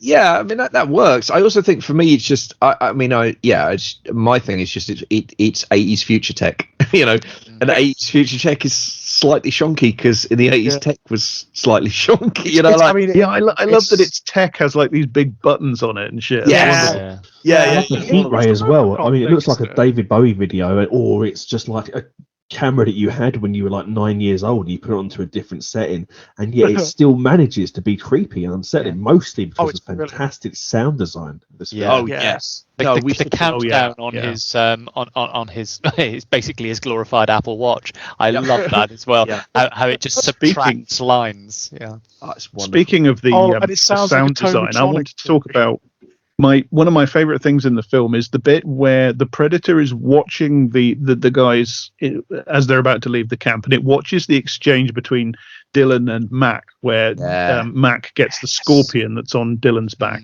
and it's watching it and it's recording and it's sampling their voices, and then a little bit later it samples Billy's laugh and stuff like this, and then it's the sort of thing where as it's happening, you know that the film is telling you this is going to come back, this is going to be relevant. Yeah. And so a good while later actually, you get the scene where Mac goes off on his own and Dylan follows him to help. And Dylan is apparently on his own in the jungle and he's walking around and he hears Mac's voice saying over here or turn around and over here. And you think to yourself, this is the bit where the predator gets Dylan. And it's trapping him and tricking him with the recording it made of Mac's voice. And then the film pulls this wonderful falsy on you where no, it's not that. It's actually Mac. It is actually Mac, and it's a jump scare too where Mac grabs him, right? And you think, oh my god, it's got him, and it's like, that's fantastic. And isn't it fascinating because it never uses it like that? No, it doesn't, does it? But it does. Recordings like that. It seems to do it for, I don't know, for curiosity, for fun. Yeah. I think it's recording for the possibility of doing that, but it never gets to do it. What it does with the recordings in the end is kind of even more interesting because it uses them to communicate with Dutch at the very end. Yeah, that's right. Yeah. No, I love all that. But I mean, the thing for me as well is just, and again, this is something this movie has in common, I think, with there's elements of Terminator that do this. Alien obviously does this as well, but the sound of the creature itself. So good. I was watching it this time for the first time with subtitles on, and just in case you're wondering, the subtitles they use on Disney Plus are soft whickering noise. Soft whickering. I love that. I love that. That does not mean Alan Wicker was around. Yeah, exactly. I think that would have ruined the atmosphere. That's the sound that the predator makes. Soft whickering. It's a soft whickering. I do have talking about the power of sound design. I do have this kind of sensory memory of the sequence where it is totally in POV with the flared image and the sound, and it picks up the scorpion. Was the shot that unnerved me most as a kid. For everything that was going on in the film, that was the sequence that used to freak me out a bit, because it's the power of the sound design, and you know the juxtaposition with that odd visual and all POV and the slight strangeness, because it's not immediately significant why it's focusing on the scorpion. Then of course you realize much later, obviously, that it becomes a plot point, that it is detecting through heat, and that's completely not there. But that sequence used to really just give me the shudder. Well, it is uncanny, right? It is of the weird. It's a wonderful kind of, and there's no, like you say, it kind of, there's aggressively no explanation. It's just fucking keep up, audience. You know, this is what's going on right now, and I know I love that. That's the first time you get a look at what the thing might actually be as well, because when it opens its hand, you see a claw. You see like a talon. Yeah, that's right. And it's sort of like, ooh, okay. So what is this? What's going on? But generally, the realization of this creature as a living thing, sounds that it makes, the movements that it makes, the physicality of it, the aesthetics, it's beautiful. It's so beautifully done. It feels so complete, and it feels so real in the setting. It's a stunning piece of work. And again, there's the hints at whatever kind of culture or ethos this thing has. The way I love the way, first of all, that it examines that examines Dutch's skull. Yeah. And you see that, like, it's clearly like, this is going to make a good trophy. And by that point, we know it's a trophy hunter. We know it's collecting skulls because we see the skull collection. So that I love that moment when you see through its eyes and you can see, you know, Dutch is, God knows what Dutch is thinking is happening to him at that point, but we know the Predator's going, yep, that's a good skull. There's also the moment which you have to have in a movie like this. You have to have the moment where the villain takes its mask off. It's but I love the way that, again, it's the hint at the idea that the creature has gone, this is a worthy opponent, and therefore I will face it unarmed, or I'll face it with less advantage. It's the little technical details as well, like the fact that it doesn't just take the mask off; it's got to like undo all of these valves and connections. You get the steam escaping. Yeah. Well, there's an idea that there's an artificial atmosphere behind the mask. It's going to be harder for the creature maybe to breathe. It's certainly harder for it to see, right? Yeah, you get that. As soon as the mask comes off, its vision is really seriously impaired. I fucking love it. Love it. And of course, you know, you have to have that moment, and it's also, that is the moment when a movie like this can fall on its arse if they haven't done the work they need to. But the fucking face on this thing, so good. I mean, can I get Old Man again? It's never looked quite as good as this, has it? No. There are good Predator designs in some of the other films. The one in Predator 2 is fine because it's basically just a copy of this one. The one in Prey is great. That's a lovely update. But it's never looked as good as this Predator. When this thing, you know, when it does that thing and it squats and it screams and that mouth opens all the way up, it's just like hydraulics of the different parts all moving, and how organic it looks. It's beautiful. So good. It's absolutely, it's a great monster. It really is a great monster. I mean, it's literally dripping, right? The thing's literally salivating. It's fucking terrible. And the way the teeth click together, it's like, fuck off, man. Eyes look real. It looks like it's looking at Dutch, like it's focusing on him. I mean, honestly, the level of detail. I think it's one of those rare. I think it's also one of those rare moments. Like Stephen King always talks about this, right? The problem with a horror movie is sooner or later you got to open the door, and when you see a 50-foot monster, you're like, oh god, thank God for that. I thought it was going to be a 100-foot monster.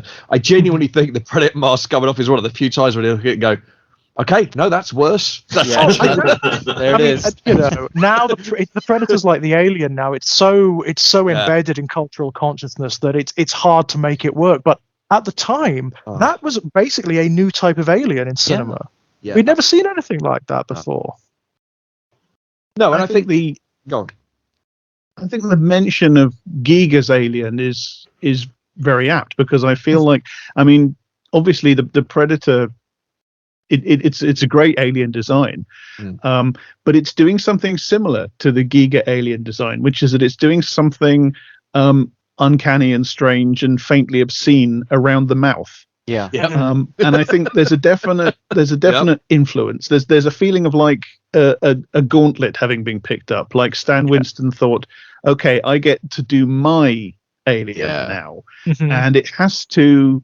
You know, I have to at least be in the game. I have to compete, right? You know, and I think he does. I mean, I think it's it's a classic design. I think what I love about that is the push-pull as well, right? Like, it has to be different. It has to be different, but it also somehow I have to tip the hat because that was a game changer. Yeah, it has to have some sort of complexity, and it has to be animate, and it has to be very, very strange, and maybe have a touch of the obscene suggested around it. There's there's a definite Giga influence there. Yep, but definitely. it is also its own thing. Yeah. I think the big difference between this and the Xenomorph is that this has to be a character, right? This has to be a person. On the world of Predators, this is a person, right? It has eyes, doesn't it? The Xenomorph, if we must call them that, it doesn't have eyes. Right. Whereas this thing, it does. It can look you in the eye with its own eyeballs. It can actually express emotion, which it does fantastically. I mean, it does absolutely beautifully. Whereas the Xenomorph, by its very nature, its uncanniness and its lack of humanity is part of the point. Yeah. Yes. Whereas this has those sort of the vampire werewolf quality about it more than the Xenomorph has. This Definitely, is a more comprehensible alien. Yeah, it's humanoid, isn't it? Ultimately, it's humanoid. You know, I mean, it probably comes from a planet that isn't 1,000,000 miles away from Earth. No. I mean, I think that's as I say, it's comprehensible in a way that the Xenomorph is less so. But the advantage that comes with that is that it can be more characterful.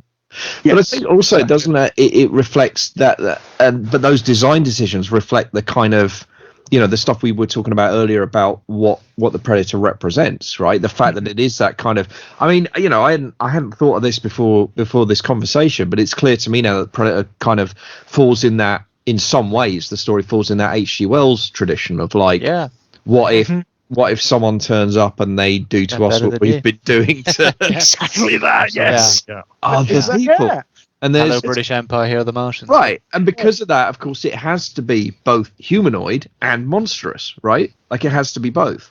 And those, but it's, who knows if any of that is a conscious part of the process, but it's very clear that it's there. When you see it on screen, it makes perfect sense and it has that thematic resonance. And I think it's probably conscious because not only is it slightly War of the Worlds, it's also slightly the Time Machine, because the whole idea of it being a predator recalls the Morlocks as well. Because the thing about the Morlocks is that they literally prey upon the Eloi. They eat them. Whereas I mean, Predator's actually kind of an inappropriate title for this because it's not really a predator; it's a hunter.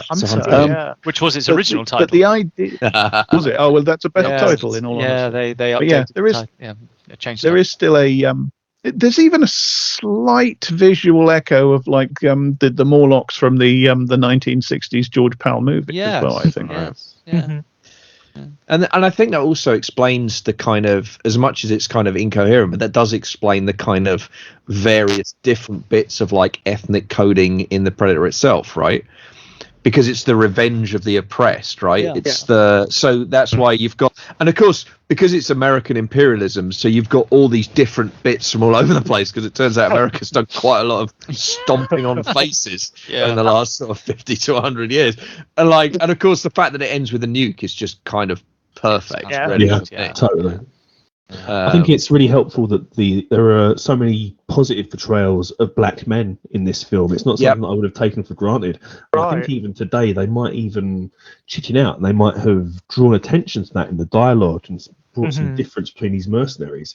The only difference is between Jesse Ventura and Carl Weathers' character, whereby he hates the fact that he's let him down somehow in the past. But what we have here is a kind of United Nation of Benetton mercenaries. Because of the commercial, craven, kind of cowardly capitalist impulse to get as many different coloured bums on the seats, as we've already said, whether it be down to ideology or all that. Get everyone in on there, get the Native Americans, get an African American, get whatever Jesse Ventura is, all into paying for your ticket there. But what it means is there's a certain amount of respect that's paid. And if we'd had a Rastafarian-looking predator, a dreadlocked predator, suggestive of these Aboriginal people who are going to fight back, if we didn't have some black faces on the opposing team, it would have looked a lot worse. That's a good point. I would also say as well, picking up directly on what you said there, I also think the decision to cast Carl Weathers as a kind of, if not a villain, certainly not an outright heroic character. Again, I think there's a certain amount of balls to that, to be honest. And it works. I mean, he's, we haven't really talked much about the individual performances yet, but obviously I was watching it this time thinking, partly watching it with Weathers in mind, as it's, he's recently passed, and that's, that was the trigger for the show in a lot of ways. And fucking hell, man, it's a really great performance from him, I think. I love how he's great. Yeah. He's really good. Yeah, because he's got quite a complex thing to do in comparison to the rest of them. He's right. got to do this fish out of water thing. He hasn't been in the field for a long time. Yeah. He's not part of this group. He is not part of this group. So suddenly he's the outsider. I tell you what else I love about it as well.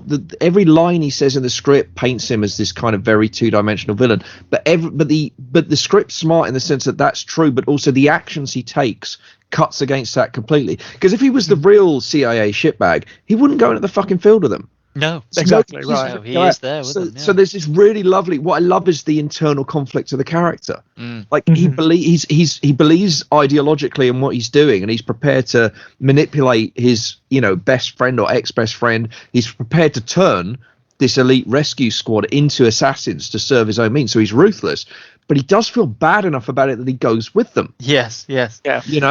Even though he's a little bit out of shape, and I love that. Like, that's really fucking complicated, and I think the script is really efficient, so it relies on the actors to make a lot of that stuff work. And I think Weathers does such a fucking good job with that. Yeah, it's a really interesting arc, actually. It's a kind of redemptive self-sacrifice that he has going on, isn't it? So he's been subsumed by the darkness. He's gone to the dark side, hasn't he? Effectively, he's become part of the CIA. He's doing all of the really, really dark shit, or at least he's administrating it. This is kind of his crucible moment, isn't it? This is where he's going to redeem himself. He doesn't know that, though, does he? He thinks of what he's done as completely justified. It's almost like Dutch is his conscience. He's separated from Dutch. He loses his moral compass. It goes into the CIA instead of sticking with the brave, manly, straight shooting guys who are actually out there on the ground doing the actual fighting. Draped, he ends up in a suit, wearing a tie. But coming back into Dutch's orbit, and I think crucially bringing Dutch back into his orbit, bringing himself back into contact with Dutch. It's like he goes through this process of moral reorientation. It really is. It's very, very romantic on a deep level. It is. It's about romantic. You You're are absolutely my right.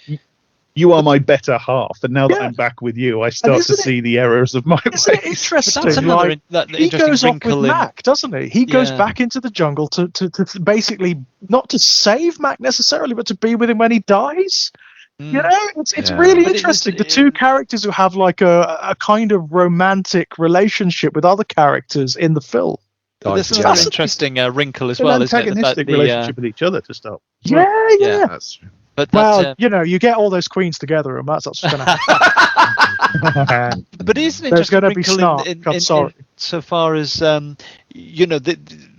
about almost a class thing about the blue collar worker, the straight edge soldier versus the guy in the suit and tie. That's very strongly felt throughout a lot of 80s cinema as well. Again, it comes back to that sort of getting different people into the theatre, and it's also about lampshading certain things, stuff that we've talked about already. But it is very, very interesting at the sort of still so much built around this idea of the honest blue collar worker, the honest soldier, in contrast to. It's one of the things. This is a classic reactionary narrative as well. Yes. The idea of the divide between the honest, noble, straight thinking, straight shooting soldier on the ground who just wants to get the job done and be part of a band of brothers and serve his country, etc., etc.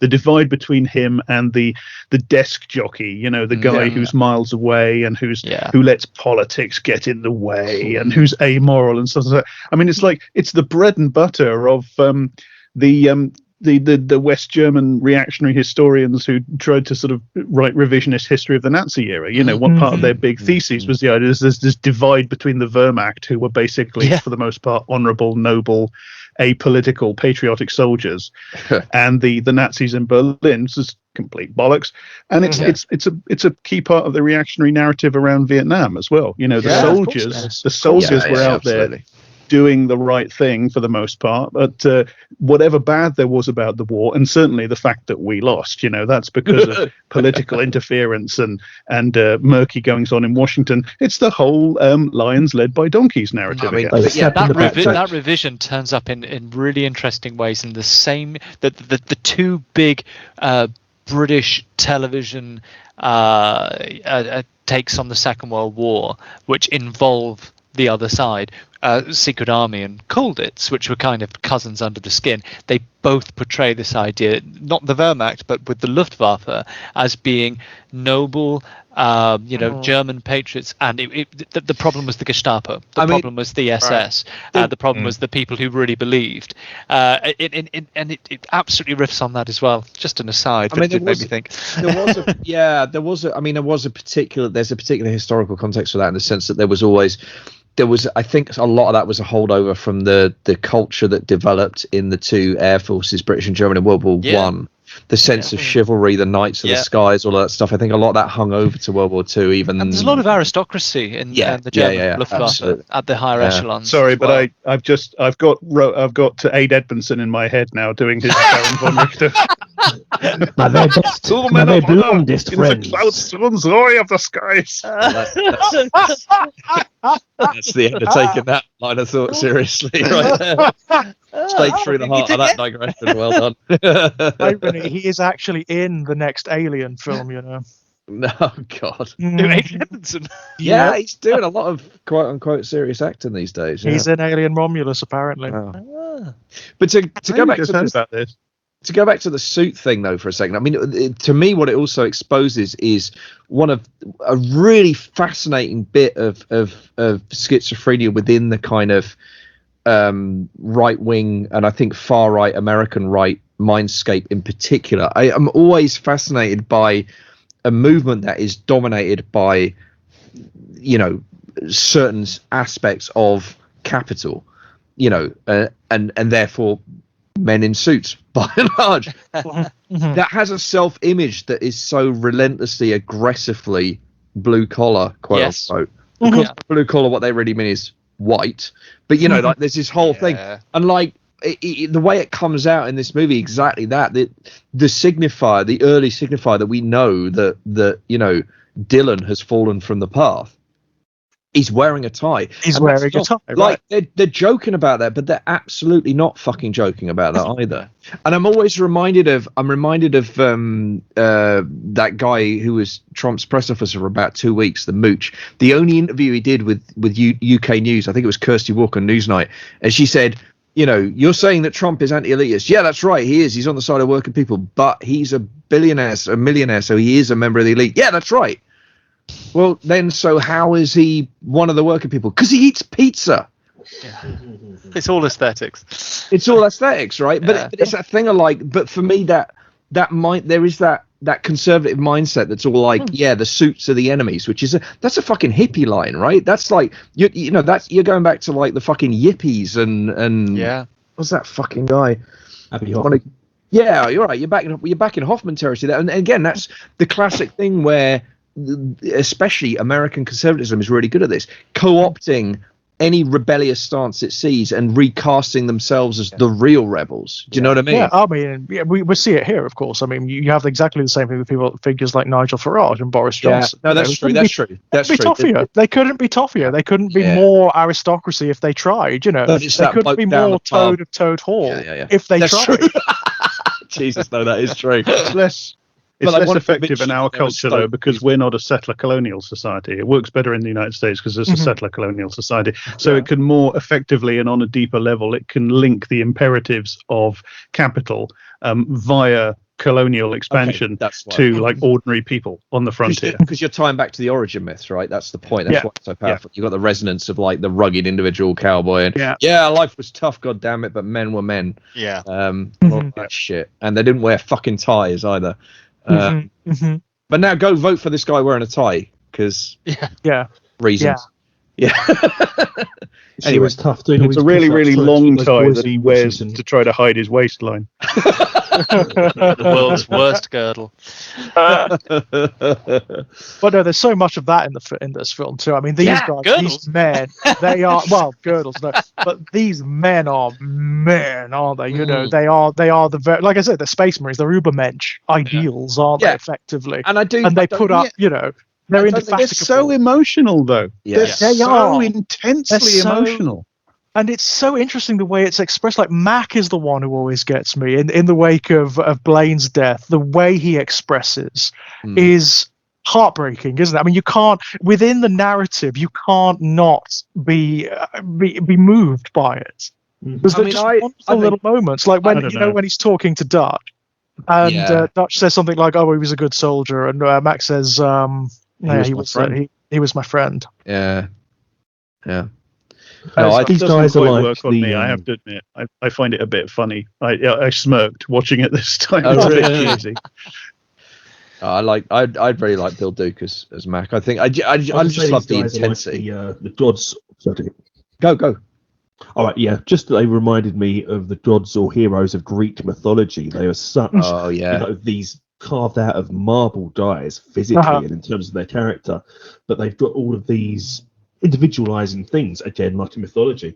And I was reminded on this watch of Beowulf. Like I was like, you know what, I need to pick that poem up because there's so much that seems to just almost come from the poem into this. And I'm sure it's just following the narrative structures that the writers have always gone along with. Right. But, yeah, there's all of that, and at the same time, there is that on the waterfront style class politics that's going on as well between these two opposing ones, and he does need Carl Weathers' character Dylan needs to be brought back into the fold. Whether the fold is Dutch's in-universe correct ideology of Gaddafiism, I don't know, but he needs to be back to what they believe. And I do think it's telling that the only one of the troupe who seems like to have a remotely human physique is the first one to buy it, right? Like Shane Black as Sergeant Hawkins, right? And I don't know about you guys, but I'm pretty sure even the first time I watched it and I saw that guy, I was like, he's gonna fucking die. He's gonna die. Right? He is marked for death. He just looks too brittle to be around these other guys. He's wearing specs They're going to grind him to bits between their muscles by accident, aren't they? Although, to be fair, after he makes his second joke about his girlfriend's genitalia, I'm kind of happy he's going to die too. Yeah. So there is that. It's like, okay, just kill him. That's fine. I was certain there'd be a third, vulva joke. That just seemed like what movies do is there's 3 instances of anything, and then it would come back into the way Predator does things. Thankfully, the script doctors hadn't released enough books to warp people's brain into that direction yet. The vulva joke is the alien's mouth. I was just going to say that. Rule of threes. Absolutely. There's a drop line where instead of saying you're an ugly motherfucker, Arnie said something else when that mask came off. It actually bizarrely comes in the second film. There is a joke about that in the second film. Yeah. But they just didn't have the cowards. They cut it. I tell you. Now, do forgive me. I think I'm going to be the first one to be pulled off into the jungle. But keep going. I'm very keen to hear the rest of this. But I've got to be the first one to be slaughtered. Oh, the first to die. Yeah, you're right for making jokes about genitalia. Yeah, I was going to say, the 3 red dots shining on your forehead, Elliot. That's it. I've got a big studio day tomorrow, so I've got to be a good boy. But it's been an absolute blast, and I look forward to hearing. He was my friend. He was my friend. I'll carve your initials into it, Elliot. That was funny. Have a great one, my friends. Much love. Lovely hearing you. Bye. Oh dear. Well, I think we should probably have a sip of whiskey from a hip flask now, shouldn't we? As a kind of pour one out, obviously. Exchange fluids symbolically. But not in a gay way, Jack. Not in a gay way. Oh, it's fine. Except for all the homo. My God, I never clocked that one, but yes. Yeah. he just get every time it escalates every single time. It's absolutely incredible. Well, one of the first interactions is the Blaine spitting on Dylan's shoe. So they're exchanging fluids all the way through the film. Yeah, it's a fair point. That's a fair point. I mean, and ironically, Blaine using quite homophobic slurs. There's nothing. There is nothing more overt, than a repressed gay man using slurs to kind of, deflect.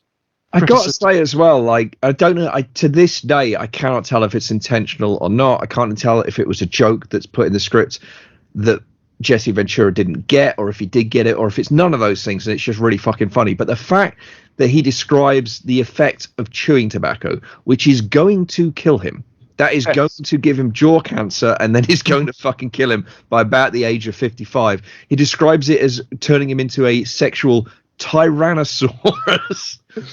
They're extinct, motherfucker. It's a great line, but very long time. Like, what the fuck are you talking about? A sexual. This don't turn me into a sexual dodo.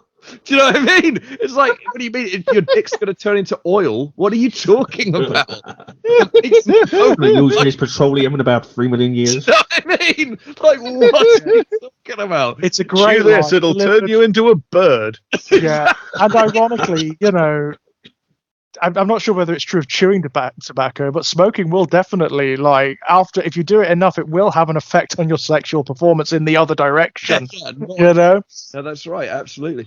It gets me every time, that line, because, like I say, I'm a Robocop guy, so I'm used to, like, people smuggling in this shit in an action movie. So I like to give the writers credit, at least, if not Jesse Ventura. But I don't know. I do not know where that line of irony is, or if it's there at all, and it's just me watching it and going like, that's so fucking funny. But it is. I don't know. I mean, every time I watch the film, and I don't know whether it's just because since the last time we spoke about it, Kit, we went quite deep into this. I see more and more and more in every interaction that Mac and Blaine have. I'm sort of like, they're exes, or they are. It's this thing where they have their brief flings when on these missions that they have. Yeah, I think it's this is their love affair. Yeah, it's a Brokeback Mountain thing, right? When they're out, and there's no one else around, it's a whole different thing. Yeah. Yes, exactly that. That's what I'm thinking. And it's total fucking, see nothing, say nothing, right? It's total like fucking don't ask, don't tell. Exactly. Such is. Oh wow.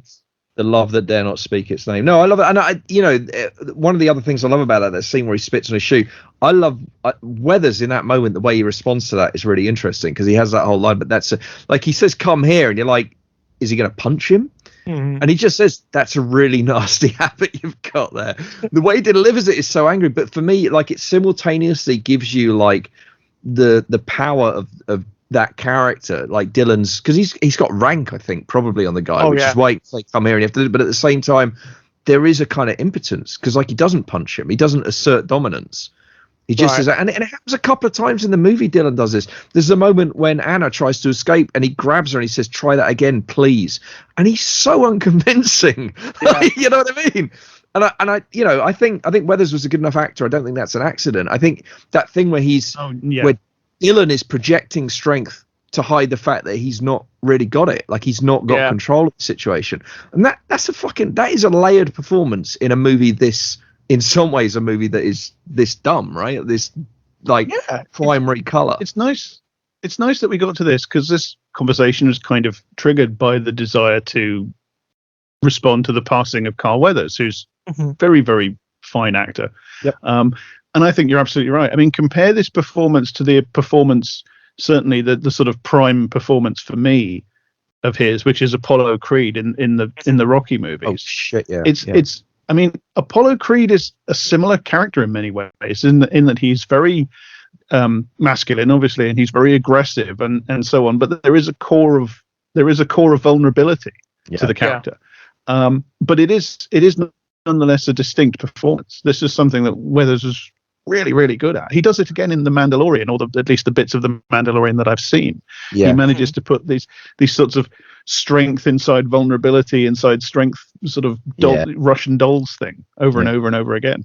The thing is, He has, in all of those performances, he is absolutely not willing to not be the star. The scenes in Rocky, when he is sent the stage, he is the star of it. He's Yeah. starring some scenes with Sylvester Stallone as well. And ditto here, he is not letting Schwarzenegger turn in the star performance of this film. He is having the camera on him completely centered because he understands exactly how many layers to perform and how much charisma to holster at the same time. Yeah. And it's fantastic. He would go on to be in Arrested Development, and he stopped it from being a long, slightly tedious gay joke that first few series of Arrested Development would indulge in with the character of Tobias. And even whilst playing a cheap version of himself, there's still that smouldering X factor that he knows how to use whilst stealing some potatoes from a buffet. He was absolutely I mean, and saying this now, I do wonder if part of the reason that Arnie's performance in this movie is elevated is because of Weathers. Maybe there's an influence there, you know, because they have a lot of scenes together and their interactions are really fucking important. They have 2 or 3, I think, really pivotal scenes that the kind of the plot, the hinge of the movie revolves around those confrontations they have with each other. Both, I mean, the first meeting back at base is really important, but obviously the scene immediately after they've demolished the camp, like that's a massive moment in the movie. And I do wonder if some of Arnie's acting choices come from working with Weathers, seeing how he performs and partly figuring out how to play off him. But also I think the other thing I think about Weathers is I think he was quite because I agree with everything you said about his star quality, James, and he knew how to kind of utilize that. But also, if you think about the characters we were talking about there, if you think about Dylan and you think about Apollo Creed, like those characters think of themselves as the star. right. Like they think of them, they are the stars of their own movie, so it makes sense to act in that way. But I do also think as a performer, I think there's a generosity to him because thinking about it with both of those movies, Stallone and, I mean, obviously I think Stallone is a far more accomplished actor than Arnie. I don't think there's any real doubt about that. Like Stallone actually can fucking act. Like he doesn't always, but he can. You know, Arnie I think struggles quite a lot. But I wonder if there's something there about. It strikes me that Weathers was probably also in his own way quite a generous performer because he managed to do what you said, James. He sent a stage when he needs to be and when it's appropriate, when his character needs to be. But he also seems to bring out a lot with his co-stars, I think. And certainly Arnie, to say Arnie in this makes some superb choices that are very un-Arnie like, actually, in a lot. They really are. I mean, in some of the documentaries about the making of this, the director was saying, and I know this tends to happen in these making of documentaries, you do get sort of mythologization of the process and whatnot. But he was saying that Arnie is kind of a joy to work with on sets because he's never in his trailer. He's always out. He's always doing something, and he's also not the kind of actor who, he's got his agent on the phone all the time saying, well, we want this line for Arnie because this is a big line and blah, blah, blah, blah, blah. Right. He actually does interact with the other actors a lot and tries to sort of get them to understand what would be best for them, rather than for him, which is kind of cool. Sure. There does seem to be this real bonhomie on this set in particular that comes through in the performances. I mean, the other thing I wonder, of course, is how much of Arnie's change of gear was prompted by Jesse Ventura, because I feel like Ventura occupies the space that Arnie would normally occupy in this kind of movie. Oh, there was definite competition between those two. Definitely. Yeah. Like, I mean, even in terms of they were measuring one another's biceps at one point, by all accounts, to see who. Yeah, by all accounts, yeah. Biceps. They bet. I think in one of the documentaries, Arnie says that they bet a bottle of champagne, like a really expensive champagne, on who would get the bigger biceps by the end of the shoot. Right. And I love it. And then I think about James's anecdote about Weathers getting up 2 hours early, working out, and then going back to bed and just be like, fuck you guys, man. There's also a great there's a great story about how Arnie wanted to meet the writers of this, and he met them in a steam room. So you can imagine, the writers obviously are, they're writers. They're not, physical specimens, as it were. And Arnie. It's hilarious. I mean, yeah. You don't get the impression ever of Schwarzenegger being a lazy man or a lazy actor. I will always rate him for the fact that he continues to challenge himself. He will see life in the amount of number of reps it takes to put in a good performance, the amount of reps it takes to become governor of California. And my God, does it speak poorly of the current state of the Republican Party that we can look back with some fondness on his politics. For fuck's sake. I mean, my God. Yeah, he believes that climate change is real. That's pretty good going. Yeah, that's okay, isn't it? He believes that Trump is a madman, and that's like, that's fairly sane, isn't it, for a Republican? He aggressively doesn't like Nazis. I mean, fucking hippie. Right. I mean, who would have thought that, right? An Austrian, who would have thought that? Well, no, he's got this lovable core because there's always this. He always has this quality of sort of looking around and thinking, oh shit, I'm in America and I'm making films. Wow, how the fuck did that happen? And I think it's really interesting that to see him in a film with Jesse Ventura, because Jesse Ventura is kind of what Arnie would be if he didn't have that extra factor, whatever it is. Because he's not. I mean, Jesse Ventura is hopeless. Let's be honest. He's hopeless. He's fun to watch in the sense that you're laughing at him. You know, I am anyway. You're not laughing at Arnie, no matter how ludicrous Arnie can be. You're never quite laughing at him, if you know what I mean. No. I mean, the reason Ventura's perfect casting in this movie is because this is the part he was born to play, because he's a complete fucking meathead idiot. And he plays it. There's no acting. Guess what? He is a fucking meathead idiot. Exactly. And I love that. I mean, like, that's genius casting, right? That's, hats off to whoever did that. But you're right. I think what I love but the thing that's interesting to me is Arnie seeing that and being like, okay, so I can't occupy that space this time. Yeah. And I've got to play opposite weathers. What am I going to do? And I just, it does belie the myth of Arnie as this completely I mean, I remember the gag I always remember about Arnie was like, of course he was great playing a robot in the Terminator. Of course. He is a fucking robot. Of course.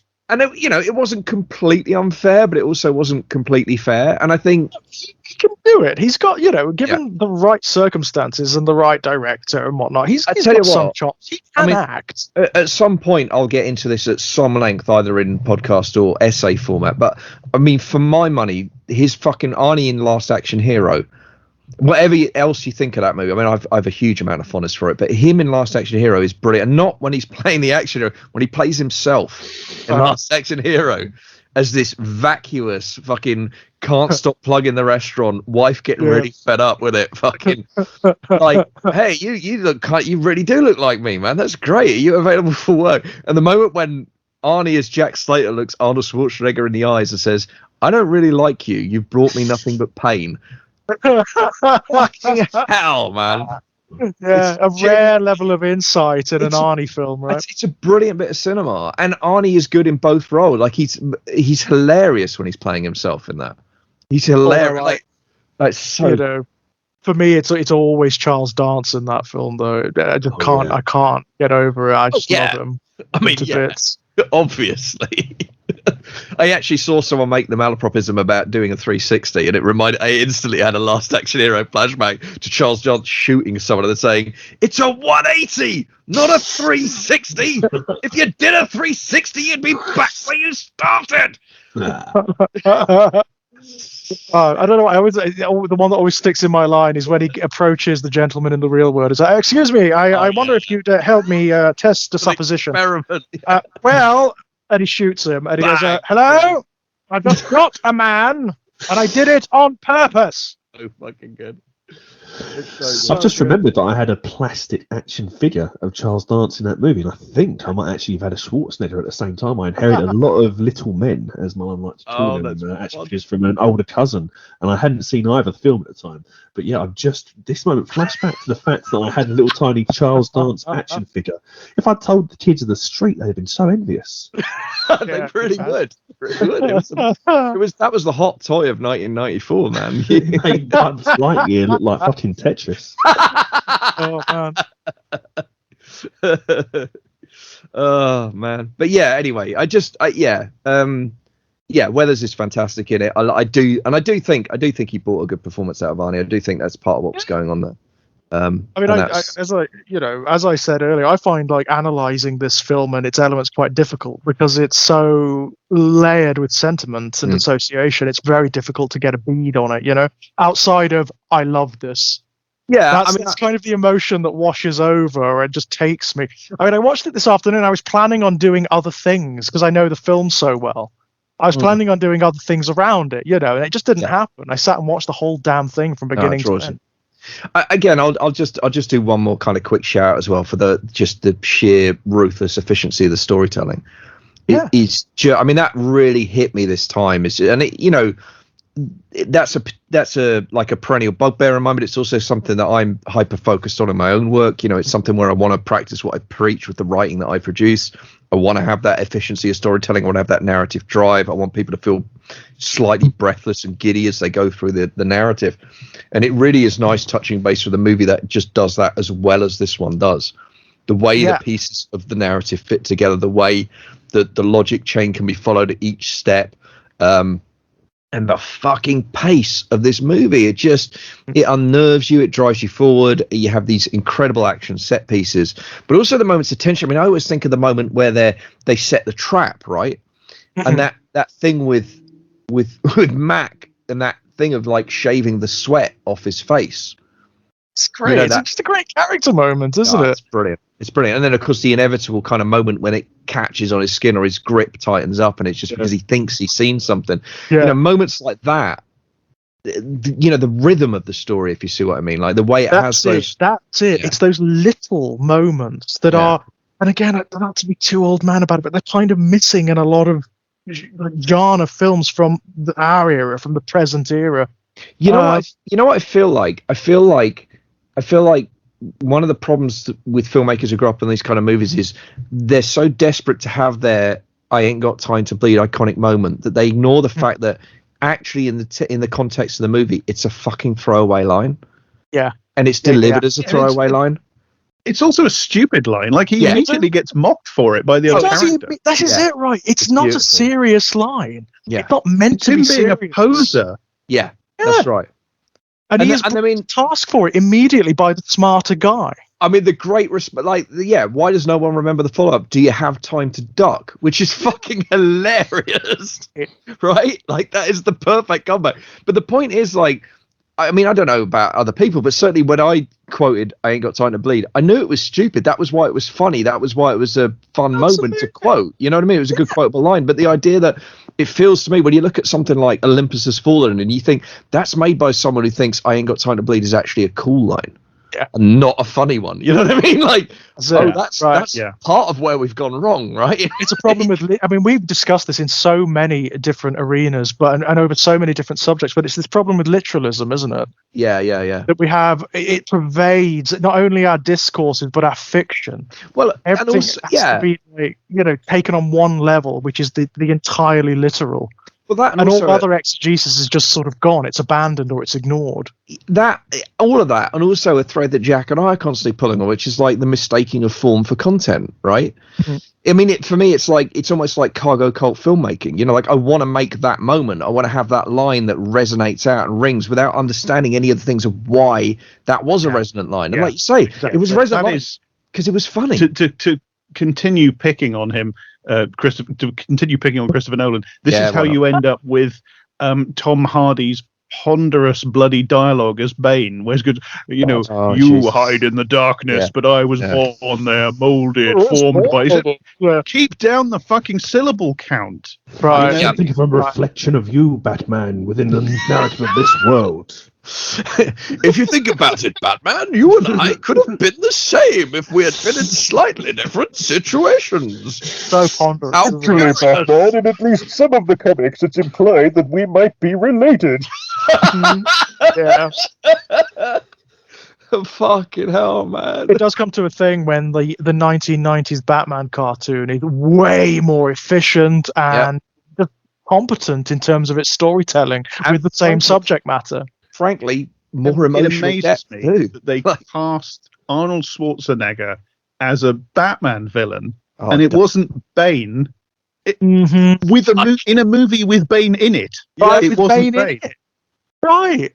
And it was and Mr. Freeze? I need to say this genuinely. So I saw Batman and Robin in the cinema. My dad took me with my stepmom. It might be the most disappointing experience of my entire life in terms of going to the cinema.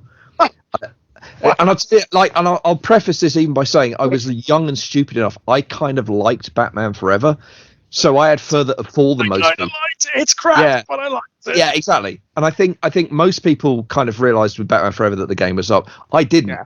I went in thinking another Batman Forever. I'm really excited about this. So Batman and Robin was a genuine crushing disappointment for me. But I have to tell you, one of the most mystifying moments, genuinely mystifying moments of my entire cinema going career. My dad was always make us sit and watch the credits. We were not allowed to leave the cinema until the credits had finished rolling. And I swear to God, this is true. So bear in mind, I've just been traumatized by watching Batman and Robin, and I've seen my favorite superhero in one of the worst movies I've ever seen, and I'm just questioning my entire existence and what is even the point. And the credits are rolling, I'm sitting there thinking, my God, how do I even tell anyone? Do I just not tell anyone I've seen it? Do I just lie? Or do I just what am I supposed to do with myself now? How could a movie with Alicia Silverstone in it be bad? It's Alicia Silverstone. She's amazing. And the credits are rolling. And then this credit comes up, and this is a real credit in the back. I swear to God, this is true. It says, Mr. Schwarzenegger's acting coach. And you know when you think, okay, I've just seen Chutzpah redefined. Wow. And it, two thoughts immediately collide. One is like, Arnie, you need to get your money back. And two is like, why would you want anyone to know you were Arnie's fucking act? I would I would give my fee back and just say, don't fucking tell anybody. I mean, was it credited to Alan Smithy? Was he the acting coach? Is that what it said? I don't know. You know what? I'm afraid the name is lost to posterity, James, because the only way I could find it would be to watch the credits of Batman and Robin, and I'm never ever doing that again. I don't know whether it's apocryphal, but that's a shame, because I was going to suggest a Batman and Robin cast.